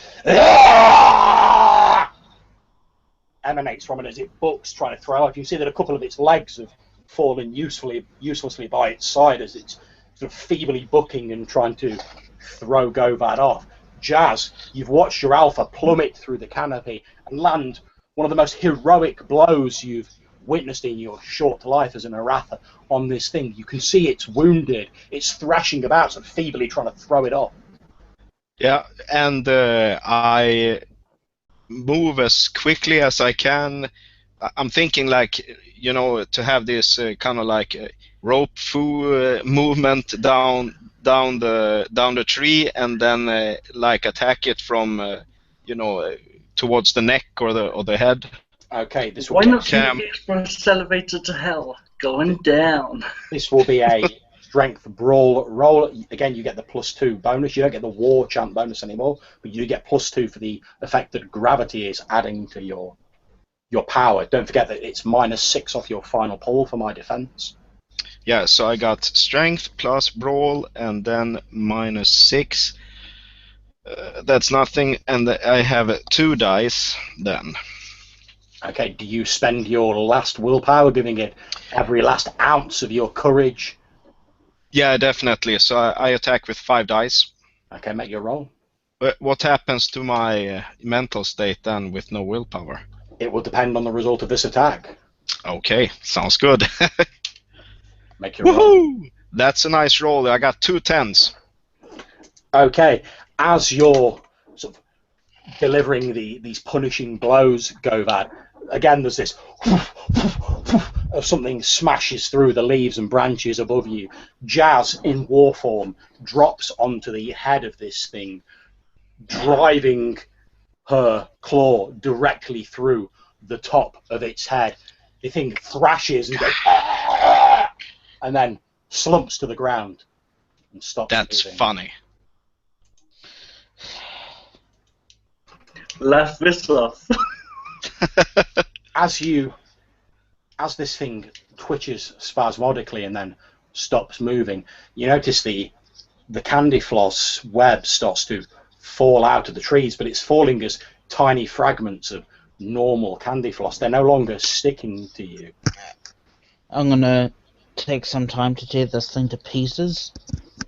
That is not a problem. It's the Uratha way to take trophies of great victories of this, so that they can show others of their kind, to give them courage, and so that heroic stories are told.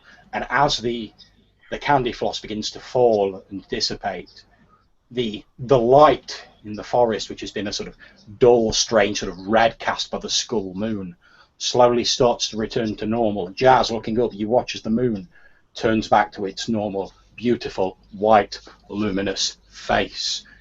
And in the distance you hear the birds of the forest once again start to sing as you slowly, the spirit world retreats backwards, withdrawing into itself, leaving you stood alone in this perfect, pristine, balanced forest. You feel a sense of satisfaction as you once again feel the connection to the lightning tree flood back into your minds. I shout out a cry of victory. But in of course in the were form it's like, oh.